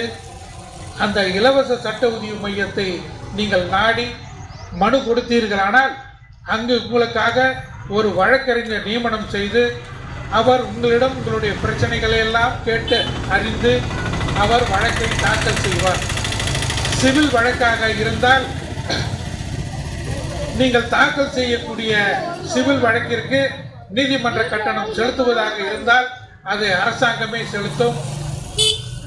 உங்களுக்கு வசதி இல்லை என்ற ஒரு சூழல் இருக்கும்போதுதான் இலவச சட்ட உதவி மையம் உங்களுக்கு ஆதரவாக செயல்படும் என்பதை இந்த தருணத்தில் நான் தெரிவித்துக் கொள்கின்றேன். அதே போல நீங்கள் பெண்களாக இருக்கிறீங்க. இந்த தீபாவளி சமயத்தில் சில இடத்துல வந்து மாதம் இவ்வளோ சீட்டு கட்டினா ஸ்வீட் இவ்வளோ தராங்க, காரம் இவ்வளோ தராங்க, பட்டாசு இவ்வளோ தராங்க, இப்படிலாம் பணம் கட்டிட்டு வருவீங்க. இது உங்களுக்கு ஒரு சிறுக ஒரு சேமிப்பு என்ற எண்ணத்தில் நீங்கள் அப்படி செலுத்திட்டு வரீங்க. அவ்வாறு அந்த ஸ்கீமை, அந்த திட்டத்தை நடத்தக்கூடிய நபர் நேர்மையானவரா, முறையாக செயல்படக்கூடியவரா, வருடம் தவறாமல் அவரிடம் சீட்டு கட்டிய நபருக்கு அந்த ஸ்வீட்டு, காரம், பட்டாசு, அப்புறம் அந்த நகை கூட சில இடத்துல தராங்கன்னு நினைக்கிறேன். இப்படி தருவதெல்லாம் உண்மையிலே தராங்களா, மோசடி பேர் வழியா என்பதெல்லாம் நீங்கள் தெரிஞ்சு புரிந்து கொண்டு செய்ய வேண்டும். முடிந்தவரை அது போல நீங்கள் சேராமல் இருக்கிறது நல்லது. ஆனால் சில குடும்ப சூழ்நிலைகளின் காரணமாக சில பெண்மணிகள் அதுபோல இயக்கத்தில் சேர்ந்து நீங்கள் ஒரு சேமிப்பு கிடைக்குமே என்று எண்ணுகிறீர்கள். அது தவறில்லை. ஆனால் நடத்தக்கூடிய நபர் நேர்மையானவரான இந்த தெரிஞ்சுக்கிறது நீங்கள் தான் பண்ணிக்கணும். அதுக்கப்புறம் வந்து நான் இவ்வளோ சீட்டு கட்டினேன், எனக்கு கொடுக்கவே இல்லை, ஏமாற்றிட்டாங்க அப்படின்னு வந்ததுன்னா அதுக்கப்புறம் நம்ம அவங்கக்கிட்ட நடந்து பின்னாடி தான் பிரச்சனையை தீர்க்க வேண்டியதாக வரும். அது அந்த மாதிரி பிரச்சனைகளை தவிர்த்துங்க. பொதுவாக யாருக்கிட்ட எங்கே கடன் வாங்கினாலும் எழுத்து மூலமாக எழுதி கொடுத்து கடன் பெறலாம். கடன் பெறுவது தவறு. கடன் பெற்றுவிட்டால் உரிய காலத்தில் அவர்கள் குறிப்பிடுவது போன்று பணத்தை செலுத்த வேண்டும். செலுத்த முடியாத போகின்ற சூழல்தான் அவர்கள் நீதிமன்றத்தில் உங்கள் மீது வழக்கை தாக்கல் செய்து உங்களிடம் கடனை வசூலிக்க முடியும். பிரகாஷ் அவர்கள் கூறியது போன்று கடனை வசூலிப்பதற்காக அது வங்கியாக இருந்தாலும் சரி, ஃபைனான்ஸாக இருந்தாலும் சரி, சட்டத்துக்கு புறம்பான வகையில் வீட்டில் ஆட்களை வைத்து மிரட்டி பணத்தை பறிப்பதற்கு சட்டத்தில் இடமில்லை. அது எத்தனையோ உயர்நீதிமன்றங்கள் அதை தடுத்திருந்த போதிலும், தடுத்து உத்தரவுகள் பிறப்பிக்கப்பட்டிருந்த போதிலும், இன்றும் சில இடங்களில் அது போன்ற நிகழ்வுகள் நடைபெற்று கொண்டுதான் இருக்கின்றன. அவை முறையாக காவல் நிலையத்திற்கு தகவல் வருகின்ற போது அல்லது முறையாக நாம் தட்டி கேட்கின்ற போது அது போன்ற மிரட்டல்களை தடுக்க முடியும். இப்படி சட்டத்தில் இருக்கிற விளக்கங்கள் எல்லாம் வந்து நம்ம ஒரு நாள்ல சொல்ல முடியாது. ஏகப்பட்ட பிரச்சனைகள் இருக்கு. ஒவ்வொரு பிரச்சனைக்கும் தீர்வு காண்பதற்கு ஏற்ற வகையில் சட்டங்கள் இருக்கின்றன. இப்போ நீங்க எல்லாருமே வந்திருக்கீங்க. இதுல எத்தனை பேர்னாலும் சரி, உங்களுக்கிடையே ஏற்படுகின்ற பிரச்சனை, உங்கள் பிரச்சனை என்ன, அந்த பிரச்சனையை வச்சு நீங்க இதுக்கு என்னங்க தீர்வு அப்படின்னு உங்ககிட்ட மைக் கொடுப்பாங்க. அந்த மைக்கின் அடிப்படையில் நீங்க கேட்டீங்கன்னா அதுக்கு உண்டான விளக்கத்தை நான் விளக்கம் சொல்றேன். அதை கேட்டுக்குங்க. ஒருத்தர் கேட்ட கேள்வியே மற்றவர் கேட்கணுன்ற அவசியம் இல்லை. ஒருத்தர் கேள்வி கேட்கின்ற போதே அதற்குரிய விளக்கத்தை நான் அளிக்கிறேன். அந்த விளக்கம் வந்து உங்களுக்கு போதுமானதாக இருக்கும். புரியுதுங்களா? மைக் கொடுக்குறீங்களா சார்? ஒவ்வொருத்தராக கேட்கலாம். எல்லாருமே உண்மையிலே மிக்க மகிழ்ச்சியா இருக்கு. நீங்க தாராளமா உங்க சந்தேகம் என்னவோ அதை கேளுங்க. நம்ம இந்த இடத்துல வந்திருக்கிறோம். நம்மள நிறைய பேர் பார்த்துட்டு இருக்கிறாங்க. நம்ம கேள்வி கேட்கலாமா வேணாமா? தயவு செய்து யோசனை பண்ணாதீங்க. உங்கள் பாதிப்படைஞ்சிருக்கிறோம். தயவு செய்து உங்களுடைய கேள்விகள் என்னன்னு கேளுங்க. அதுக்கு உண்டான பதில நம்ம ஜட்ஜ் ஐயா சொல்லி மேடம்கிட்ட சொல்லுங்க. உங்களை நம்ம கூப்பிட்டுக்கிறோம். சரிங்களா? தயக்கப்படாது. ஒரு நிமிஷம். தூரம் வந்து நீங்க பொதுமக்கள் கிட்ட கேட்கறது ரொம்ப சந்தோஷமா இருக்கு. எனக்கு 20 நாள் வரையிலுமே இதை பத்தி எல்லாம் தெரியாது. சின்ன வயசுல கல்யாணம் ஆயிடுச்சு. ரொம்ப பிரச்சனையாகி ரொம்ப வாழவே முடியாத அளவுக்கு வந்து ஸ்டேஷன்ல போய் கம்ப்ளைண்ட் கொடுத்து எழுதி வாங்கிட்டோம். இப்போ நான் வேற லைஃப் தேர்ந்தெடுத்து வாழ்ந்துட்டு இருக்கேன். இப்போ எனக்கு அது டைவர்ஸ் வேணும் அப்படிங்கிற ஒரு சுச்சுவேஷன் இருக்கு. அது எப்படிங்க சார்? எழுதி கொடுத்தது மூலமா வாங்க முடியுமா இல்ல எப்படி? கணவன் மனைவிக்கிடையே பிரச்சனை ஏற்பட்டு அந்த பிரச்சனையின் காரணமாக கணவன் மனைவி இருவரும் பிரிய வேண்டும் என்றால் நீதிமன்றத்தின் மூலமாக விவாகரத்து பெற்றிருக்க வேண்டும். முதல் கணவனோடு விவாகரத்து பெறாத நிலையில் காவல் நிலையத்தில் புகார் கொடுத்து காவல்துறையினர் அழைத்து இருவரையும் பேசி அதன் அடிப்படையில் எழுதி வாங்கியதன் மூலமாக கணவனும் மனைவியும் பிரிந்து விட்டனர் என்றும் அதன் அடிப்படையில் வேறு திருமணம் செய்து கொண்டதாகவும் வேறு திருமணத்தின் அடிப்படையில் தற்போது வாழ்ந்து வருகின்றார். முதல் கணவனிடம் விவாகரத்து வேண்டுமா? இரண்டாவதாக வாழ்கின்ற கணவரிடம் விவாகரத்து வேண்டுமா? முதல் கணவரிடம். இதுல என்னன்னா, முதல் கணவருடன் விவாகரத்து பெறாத நிலையில் இரண்டாவதாக ஒருவரிடம் வாழ்ந்து வருவது சட்டத்துக்கு புறம்பானது. சட்டப்படி அதுவே தண்டிக்கப்படக்கூடியது. முதல் கணவன் நல்லவராக இருந்து இதுவரை புகார் கொடுக்கவில்லை என்று சொன்னால் வாழ்த்துக்கள். புகார் கொடுத்தால் விசாரணை அதிகமாக வரும். அதே சமயம் விவாகரத்து வழக்கை நீங்கள் நீதிமன்றத்தின் மூலம் தாக்கல் செய்து உரிய தீர்வை நீங்கள் பெற முடியும், பெறலாம். ஆனா நீங்க பண்றது நல்லவங்க கெட்டவங்கன்றது சட்டத்தில் இல்லை. முறைப்படி ஒரு திருமணம் நடைபெற்றிருக்கு. அந்த திருமணத்தின் விளைவாக முதல் கணவரை விட்டு வெளியில் செல்ல வேண்டும், அதாவது விவாகரத்து பெற வேண்டும் என்றால் நீதிமன்றத்தின் மூலமாக, குடும்ப நல நீதிமன்றத்தின் மூலமாகத்தான் விவாகரத்து பெற வேண்டும். அவ்வாறு பெற்ற பின்னர் தான் அடுத்த திருமணம் செய்து கொள்ள வேண்டும். இப்போது நீங்க இல்லாத இருக்கீங்க. முதல் திருமணம் கணவரோட பிரிஞ்சிட்டீங்க.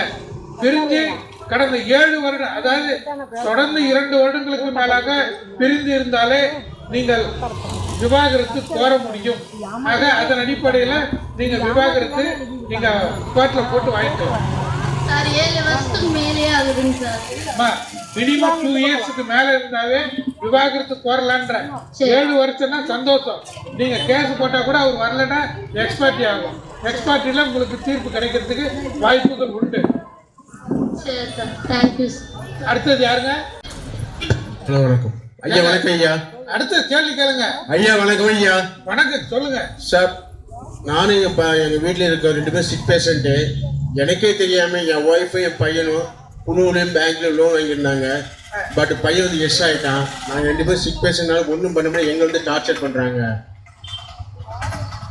யார் பேர்ல லோன் வாங்கியிருக்காங்க? கையெழுத்து யார் இருந்தால் ஒய்ஃபு போட்டுருக்காங்க. ஒய்ஃபு போட்டிருக்காங்க. ஒய்ஃப் இருக்காங்களா? இருக்காங்க. சிக் பேஷண்டாக இருக்காங்க. But no income. இன்கம் இருந்தாலும் இல்லைனாலும் லோன் வாங்கியிருக்கிறோம். அந்த லோனை திருப்பி செலுத்த நாம கடமைப்பட்டிருக்கிறோம். பேங்க்லயும் வசூல் பண்றதுக்கு தயாரா இருப்பாங்க. அந்த லோன் வாங்கினீங்க, பர்சனல் லோனு சார், அதுக்கு எதனா கேரண்டி கொடுத்துருக்கீங்களா? No guarantee sir. முயற்சி செய்வார்கள். முடிந்தால் அதை திருப்பி செலுத்தி விடுங்கள். செலுத்த முடியாத பட்சத்தில் நாள்பட்ட கடனாக வங்கியில் ஒதுக்கி வைத்து விடுவார்கள். அவ்வாறு ஒதுக்கப்பட்ட கடனை கூட இலவச சட்ட உதவி மையத்தின் மூலமாக அந்த வங்கிகள் மனு கொடுத்து மனுவின் அடிப்படையில் உங்களை அழைத்து விசாரிப்பார்கள். விசாரிக்கும் போது நான் வாங்கினது 1 லட்சம் ரூபாய் கடன், இன்னைக்கு வட்டியோட சேர்த்து 3.5 லட்சம் இருக்கு. இன்னைக்கு என்னால் செலுத்த முடியாது, என்னால் இவ்வளவுதான் செலுத்த முடியும் அப்படின்னு உங்க நிலைமையை அந்த இலவச சட்ட உதவி மையத்தில் அமர்ந்திருக்கின்ற ஓய்வு பெற்ற நீதிபதிகள் இருப்பாங்க, அவங்க கிட்ட நீங்க எடுத்து சொல்லுங்க. அவங்க பார்த்து உங்களுக்கு அந்த கடனை பொறுத்த வரைக்கும் வட்டியெல்லாம் தள்ளுபடி பண்ணி கட்ட வேண்டிய தொகையை மட்டும் நிர்ணயம் செய்வார்கள். அவ்வாறு ஒரு வாய்ப்பு வரும்போது அந்த வாய்ப்பை பயன்படுத்திக் கொள்ளுங்கள். நன்றி ஐயா. பேசுறதுக்கு கூச்சமா இருக்கா இல்ல எப்படி 10 பேர் இதுல கேள்வி கேட்கறதுன்னு இருக்கீங்களா? அன்னை தெரசா அப்படின்ற அந்த ஒரு இதுல வந்து பணம் 1 லட்ச ரூபா கொடுத்தா மாசம் 30,000 ரூபா கொடுக்குறேன்னு சொல்லி பல கோடி அதில் போட்டிருக்காங்க. அதுவும் கேஸ் ஆயிருக்கு. அது கேஸ் ஆகி இப்போ கோர்ட்டில் நடந்துகிட்டு இருக்கு. கிட்டத்தட்ட ஒரு 6-7 மாதம் ஆகுது. அந்த அம்மாவும் உள்ளே போனவங்க வெளியே வந்துட்டாங்க. வெளியே வந்து இப்போ கேஸ் நடந்துக்கிட்டு இருக்கு. ஆனால் இந்த பாமர மக்கள் படிப்பறிவு இல்லாதவங்க அவங்க என்ன பண்ணியிருக்காங்கன்னா லட்சக்கணக்கில் அவங்களுடைய சொந்த இந்த பொதுவா நமக்கு வரவே பணம் கொடுக்குற மாதிரி கொடுத்து உங்களை எல்லாம் நம்ப வச்சு பணத்தை வசூல் பண்றாங்க. இதை காலங்காலமா இந்த மாதிரி மோசடி பேர் வழிகள் நடந்து கொண்டு தான் இருக்கின்றன. இன்னும் மக்கள் ஏமாந்துக்கிட்டு தான் இருக்கீங்க. அந்த மாதிரி ஏமாறக்கூடாது. நமக்கு சம்பாதிக்கிற பணம் நமக்கு கைக்கு வந்தா போதும். அளவுக்கு மீறி வரும் லாபம் கிடைக்கும் அப்படின்னு எண்ணாதீங்க. இப்ப அவர் சொன்னது அன்னை தெரசா, அது சம்பந்தமாக புகார் கொடுக்கப்பட்டு வழக்கு பதிவு செய்யப்பட்டு நீதிமன்றத்தில் இருக்கு. நீதிமன்றத்தில் அந்த வழக்கு நடைபெற்று கொண்டு இருப்பதாகவும் பிரகாஷ் சொல்லியிருக்கிறாரு. நீதிமன்றத்தில் எந்த ஸ்டேஜில் இருக்கு, எது போன்ற வழக்கு, யாரு எப்படி விசாரணை பண்ணாங்க, அதில் என்னென்ன சாட்சி, இதெல்லாம் நீதிமன்றத்தில் நிலுவையில் இருக்கிற சங்கதிகள் குறித்து நான் இங்கே பேச முடியாது. டாக்குமெண்ட்டு எதுவுமே பார்க்காம கண்ணை மூடிக்கிட்டு இந்த வழக்கு இப்படி இருக்கும் அப்படி இருக்கும் நான் சொல்ல முடியாது. வழக்கு நிலுவையில் இருக்கிற வழக்குகள் குறித்து தயவு செய்து அதை பற்றி நான் சொல்வதற்கு விருப்பமில்லை. சாரி ஐயா, ஒரு நிமிஷங்க. அவங்க சொந்த இடத்துல வேறு ஒருத்தர் வீடு கட்டியிருக்கான்னு சொல்றீங்க. அவங்க சொந்த இடம் என்று சொன்னால் சொந்த இடம் என்பதற்கு பத்திரங்கள் உள்ளதா? இருக்குங்க சார். என்னென்ன பத்திரம் இருக்கு? கிரைய பத்திரம் இருக்கா? இல்லம்மா, ஏங்க கிரைய பத்திரம் இருக்கா? கிரைய பத்திரம் இருக்கா? பொதுவாக சொல்றேன். அதாவது வேறொருத்தர்கிட்ட விலைக்கு வாங்கியிருக்கலாம், அல்லது அந்த இடம் உயில் மூலமாக வந்து இருக்கலாம். உயில் மூலமாக உங்களுக்கு எழுதி கொடுத்த நபர் இறந்திருக்க வேண்டும். அவர் இறந்த பிறகுதான் அந்த உயில் செல்லுபடியாகும். அதன் அடிப்படையில் அந்த நிலம் உயில் மூலமா வந்திருக்கலாம், அல்லது தான செட்டில்மெண்ட் மூலமாக வந்திருக்கலாம், கிரைய பத்திரமாக வந்திருக்கலாம். அந்த மாதிரி வந்த இடத்துல அந்த இடம் உங்க அனுபவத்தில் உள்ளது என்பதற்கு பட்டா பெற்றிருக்க வேண்டும். அதற்கு அரசுக்கு செலுத்த வேண்டிய கந்தாயங்கள் செலுத்தப்பட்டு இருக்க வேண்டும். அந்த இடம் உங்கள் அனுபவத்தில் உங்களுக்கு சட்டபூர்வமாக உரிமை உள்ளது என்று சொன்னால் அந்த இடத்தில் வீடு கட்ட முயற்சி செய்யலாம். அது விவசாய நிலமாக இருந்தால் விவசாயம் செய்யலாம். அது போன்ற உங்களுக்கு உரிமை உள்ள இடத்திற்கு சட்டப்படி வங்கியில் அடகு வைத்து கூட நீங்க பணத்தை பெற்று அதை விவசாயம் செய்ய முடியும். வீடு கட்டுவதாக இருந்தாலும் சரி, அல்லது கடைகள் கட்டி விடுவதாக இருந்தாலும் சரி, அதற்கு முறையான அங்கீகாரம் அரசிடம் இருந்து பெற்றிருக்க வேண்டும். அவ்வாறு பெற்று அதை நீங்கள் அனுபவித்து வர வேண்டும். உங்களுக்கு சொந்தமான இடத்தில் வேறு ஒருவர் உள்ளே நுழைந்து ஆக்கிரமித்து, உண்மையை சொல்லணும் சார், இவங்க வேற இடத்துல குடியிருந்திருக்கிறாங்க சார். அவங்களுக்கு தெரியல. இவங்க வந்து பார்க்கல கட்டி முடிச்சிட்டாங்க. இப்போ வந்து என்னதுன்னு சொன்னாங்க, இல்லைங்க அது எங்களுதுன்னு இடத்த காலி பண்ண மாட்டேறாங்க. நம்ம அடுத்த கட்டமா யாரை பார்க்கணும் அப்படின்னு கேட்கறாங்க சார். இப்போ அது உங்க இடம் நீங்க சொல்றீங்க. நீதிமன்றத்திற்கு வந்தா கோர்ட்ல கேட்கிற டாக்குமெண்ட் எல்லாம் நீங்க ஒப்படைக்கணும். அது உங்களுக்கு சொந்தமானதுன்னு. அடுத்தவர் உள்ள நுழையிறதுக்கு அவருக்கு எந்தவித தார்மீக உரிமையும் இல்லை என்பதை நீங்கள் டாக்குமெண்ட் மூலமா நிரூபணம் செய்யணும். ஏன்னா ரெவன்யூவில் போயினாலும் சரி, பத்திரத்தை எடுத்தாலும் சரி, இது எல்லாமே உங்கள் பேரில் தான் இருக்குன்னு. நீங்கள் இலவச சட்ட உதவி மையம் சேலத்தில் இருக்குது, அங்கே வந்து மனு கொடுங்க. உங்களுக்கு வசதி இருந்தால் நம்ம வழக்கறிஞரில் யாருன்னா ஒரு வழக்கறிஞரை வச்சு கோர்ட்டில் வழக்காடு, அந்த அத்துமீறி உள்ள நுழைஞ்சவரை வெளியேற்றத்திற்கு உண்டான நடவடிக்கை சட்டப்பூர்வமாக எடுக்கலாம். வசதி இல்லைன்னா இலவச சட்ட உதவி மூலமாக மனு கொடுத்து அவர்கள் ஒரு வக்கீலை வச்சு உங்களுக்கு வழக்கு நடத்தி கொடுப்பாங்க. அடுத்து அவர் கணவர் வந்து வேற ஒரு பொண்ணோட பழக்கம் ஏற்பட்டு அந்த பொண்ணுகிட்ட என்ன சொல்றாங்கன்னா, நான் அந்த பொண்ணையும் நான் வீட்டில் கூட்டிட்டு வந்து இன்னொரு ஒய்ஃபை வச்சுக்க போறேன், நீங்க வந்து அதுக்கு ஒத்துழைக்கணும், இல்லைன்னா இந்த வீட்டை விட்டு போயிருங்க, இல்லைன்னா நான் உன்னை சாவடிச்சிடும் அப்படின்ற மாதிரி பிளாக்மெயில் பண்றாங்க சார். குற்ற வழக்கு தாக்கல் செய்வதற்கு கணவர் எந்த ஒரு பெண்ணிடமும் தொடர்பு வைத்துக் கொள்வது சட்டத்துக்கு புறமானது. கட்டிய மனைவி வீட்டில் இருக்கின்ற போது மனைவி தான் அவருக்கு உடந்தையாக இருந்து குடும்ப வாழ்க்கையை நடத்த வேண்டும். அதை தவிர்த்துவிட்டு வேறொரு பெண்ணுடன் தொடர்பில் இருப்பது நீங்கள் நிரூபணம் செய்ய வேண்டும். அவ்வாறு தொடர்பில் இருப்பதை அறிந்து நீங்கள் காவல் நிலையத்தில் புகார் கொடுத்தால் அதன் மீது சட்ட நடவடிக்கை உங்கள் கணவருக்கு எதிராகவும் அந்த பெண்ணுக்கு எதிராகவும் நடவடிக்கை எடுக்க வாய்ப்புள்ளது.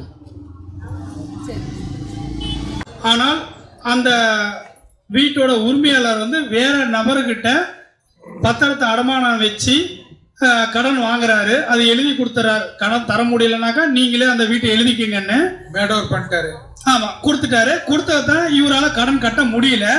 அவரு கோர்ட்ல போட்டு அவர் பேர்ல சொத்து கிரயம் பண்ணிக்கிட்டாரு. இன்னைக்கு அந்த கடன் கொடுத்தவர் பேர்ல சொத்து போயிருச்சு. இப்போ நான் 3 லட்ச ரூபா பணம் கொடுத்துருக்கேன். அந்த பணம் நான் யார்கிட்ட சார் கேட்கணும்? அதான்பா, உனக்கு கடன் கொடுத்த ஒரு எனக்கு நான் அவர்கிட்ட கடன் வாங்கியிருக்கேன், அந்த கடனை நான் திருப்பி செலுத்தணும், என்னால் செலுத்த முடியல, நீங்க செலுத்திருங்க அப்படின்னு தானே சொல்லி அவர்கிட்ட கொடுத்தாரு சார். அப்படி சொல்லல சார் அவரு. அதாவது என்னன்னா, அதாவது வாங்கின கடனுக்கு அவர் கேட்டு வாங்கின பணத்துக்கு இவர்கிட்ட போகியத்துக்கு நான் 3 லட்ச ரூபாய் வாங்கியிருக்கேன், அந்த பணத்தை நீங்க அவர்கிட்ட திருப்பி கொடுத்துடணும் அப்படின்னு சொல்லிட்டு அவருக்கும் மேடவர் ஆயிருக்கா? இல்ல சார், சொல்லல. இல்லைன்னா அதுக்கு என்ன பண்றது? யார்கிட்ட கொடுத்த யார் உங்ககிட்ட பணத்துக்கு எழுதி கொடுத்தாரோ அவர்கிட்ட சட்டப்படி எழுதி வாங்க, சட்டப்படி நடவடிக்கை எடுங்க.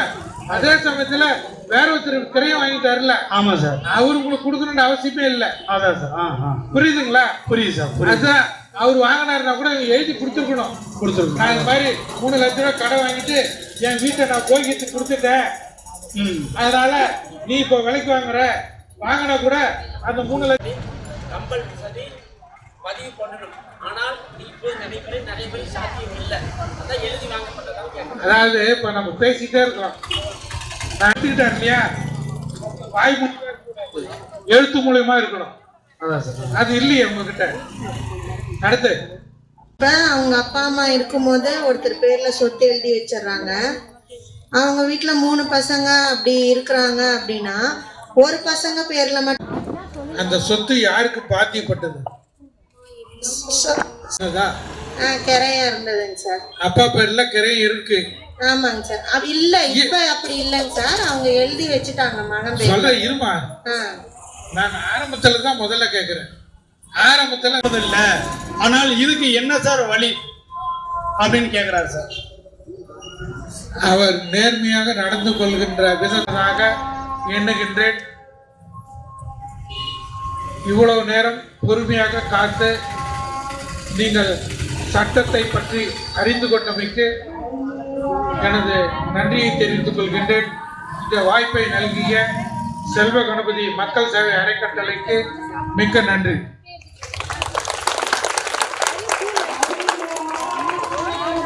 தற்பொழுது சுதன் சார் அவர்கள் ஒரு சில வார்த்தை பேசுகிறார். டெக்னாலஜி ஆனா வளர்ந்துருச்சு. இங்க இருக்க தாய்மார்கள் பெண்மார்கள் தெரிஞ்சுக்கோங்க, கல்யாணம் நீங்க லவ் மேரேஜ்னாலும் சரி இல்ல பதிவு பண்ணாலும் சரி, அந்த திருமண டிவோர்ஸ் வாங்கணும் அப்படின்னா நீதிமன்றத்தின் படி மனு தாக்கல் செய்து நீதிமன்றத்தின் மூலமாக அந்த திருமணம் செல்லாது என்று சொன்னால் மட்டுமே அந்த திருமணம் செல்லாது. தெரிஞ்சுக்கிட்டீங்களா? கோர்ட்டுக்கு நோட்டீஸ் ஊர் பஞ்சாயத்துல பிரிஞ்சு கொடுத்தாங்க, காவல் நிலையத்தில் நாங்கள் எழுதி வச்சோம் அப்படின்னா அது செல்லாது. தெளிவாயிட்டீங்களா? அப்ப என்ன, ப்ராப்பரா கோர்ட்டுக்கு போய் நீதிமன்றத்தின் கதவுகளை தட்டி நீங்க டைவர்ஸ் வாங்கிக்கணும். இல்லைன்னா அந்த ரெண்டாவது இது ஒரு சகோதரி கேட்ட மாதிரி போனா அது அஃபென்ஸ், அடால்ட்ரி, பிறன்மனை புணர்தல் சட்டத்துல. சரியா? இன்னொன்னு, அப்பா ஒரு சுயமா ஒரு சொத்தை சம்பாரிச்சிட்டாரு. அந்த சொத்தை வந்து அவர் உயிருடன் இருக்கிறப்ப அவர் நல்லா பார்த்துக்கிட்டா அவர் எழுதி வைப்பாரு. ஏன் இந்த பையனுக்கு செஞ்ச இந்த சைட்லாம் கேட்கக்கூடாது. அவர் ஐயா சொன்ன மாதிரி அவர் எதுவுமே எழுதி வைக்காம இறந்துட்டா எல்லாத்துக்கும் பங்கு. அவர் சுயமா திரும்பி சம்பாரிச்சு எதனாச்சும் இறக்க முடக்கா பண்ணிட்டீங்க, அவருக்கு இன்னொரு உயிருக்கு எழுதி வச்சுட்டாருன்னா நீங்க எதுவுமே கேட்க முடியாது. தெரிஞ்சுக்கிட்டீங்களா இந்த பாயிண்ட்? சொத்து உங்க பெரியவங்க வீட்டுல இருந்தா நல்லபடியா பாத்துக்கோங்க.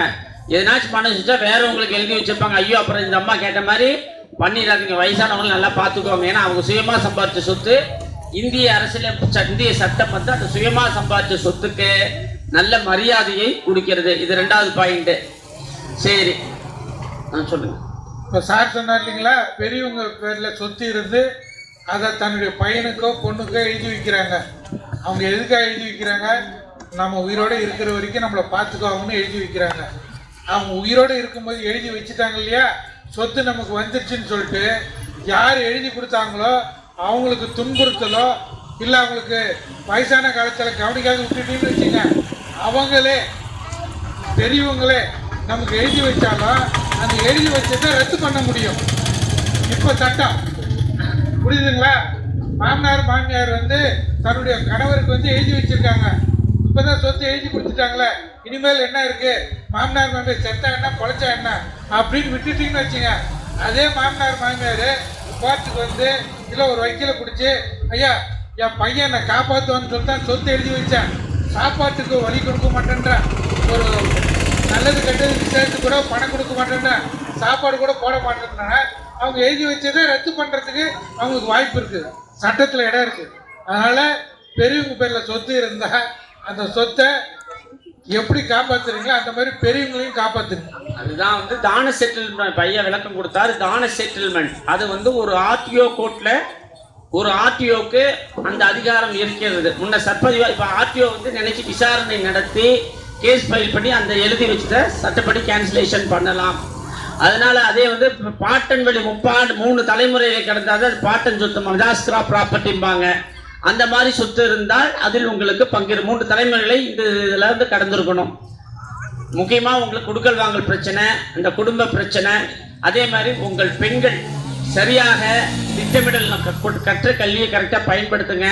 உங்கள் பெண்மணிகளை உங்கள் குழந்தை செல்வத்தை சரியாக வாட்ச் பண்ணுங்க. இந்த வாய்ப்புக்கு நன்றி கூறி விடைபெறுகிறேன். நன்றி.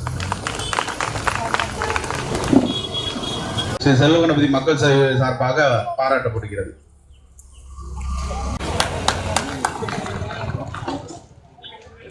தம்பி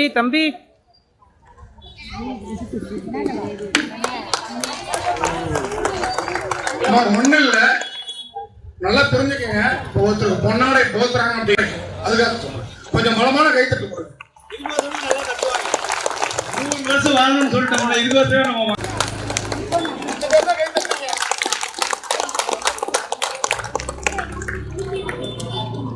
அடுத்தபடியாக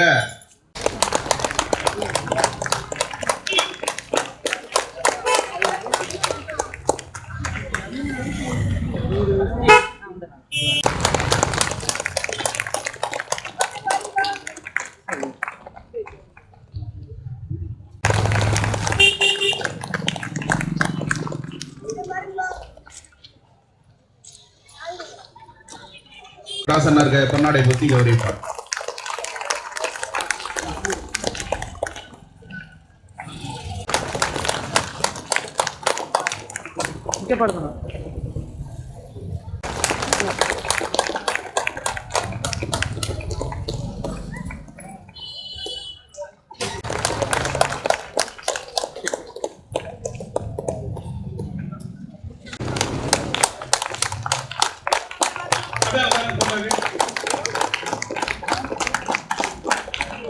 தற்பொழுது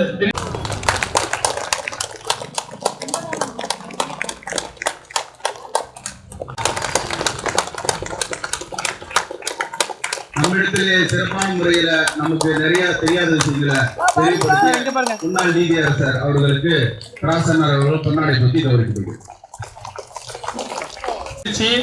2 நிமிஷம்.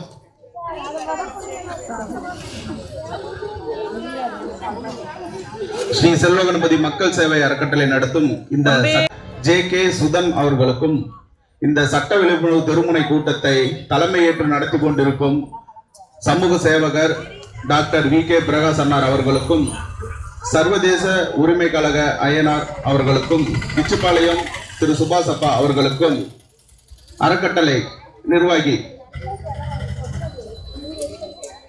திரு விஜய் அவர்களுக்கும் செயலாளர் பி சிஞ்சுதா அவர்களுக்கும் வழக்கறிஞர்கள் விஜய், சுரேஷ்குமார், தினேஷ், கார்த்திக், சஞ்சய் அவர்களுக்கும் அறக்கட்டளை நிர்வாகிகள் V K. Mohanraj, K. Raghupathi, K. Jeeva, Sathish, Muniyappan, Ajith Kumar, R. Jayakumar அவர்களுக்கும் மற்றும் ஸ்ரீ செல்வகணபதி மக்கள் சேவை அறக்கட்டளை ஏற்று நடத்தும் சட்ட விழிப்புணர்வு கூட்டத்திற்கு வருகை தந்த பச்சப்பட்டி ஊர் பொதுமக்கள் அனைவருக்கும் நன்றி நன்றி நன்றி. அருண் பிரசாத் அண்ணன் அவர்களுக்கு தற்போது பொன்னாடை பார்த்து இருக்கு. பிஜேபி ரகு அவர்கள்.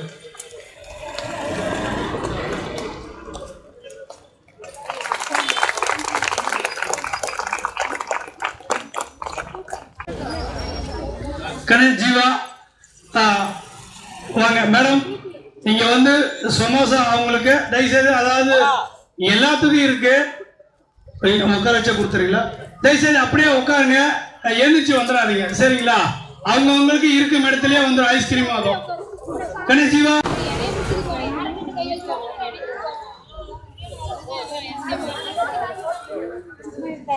அப்படியே இருங்க, அப்படியே இருங்க அண்ணா. இங்க பாருங்கண்ணா.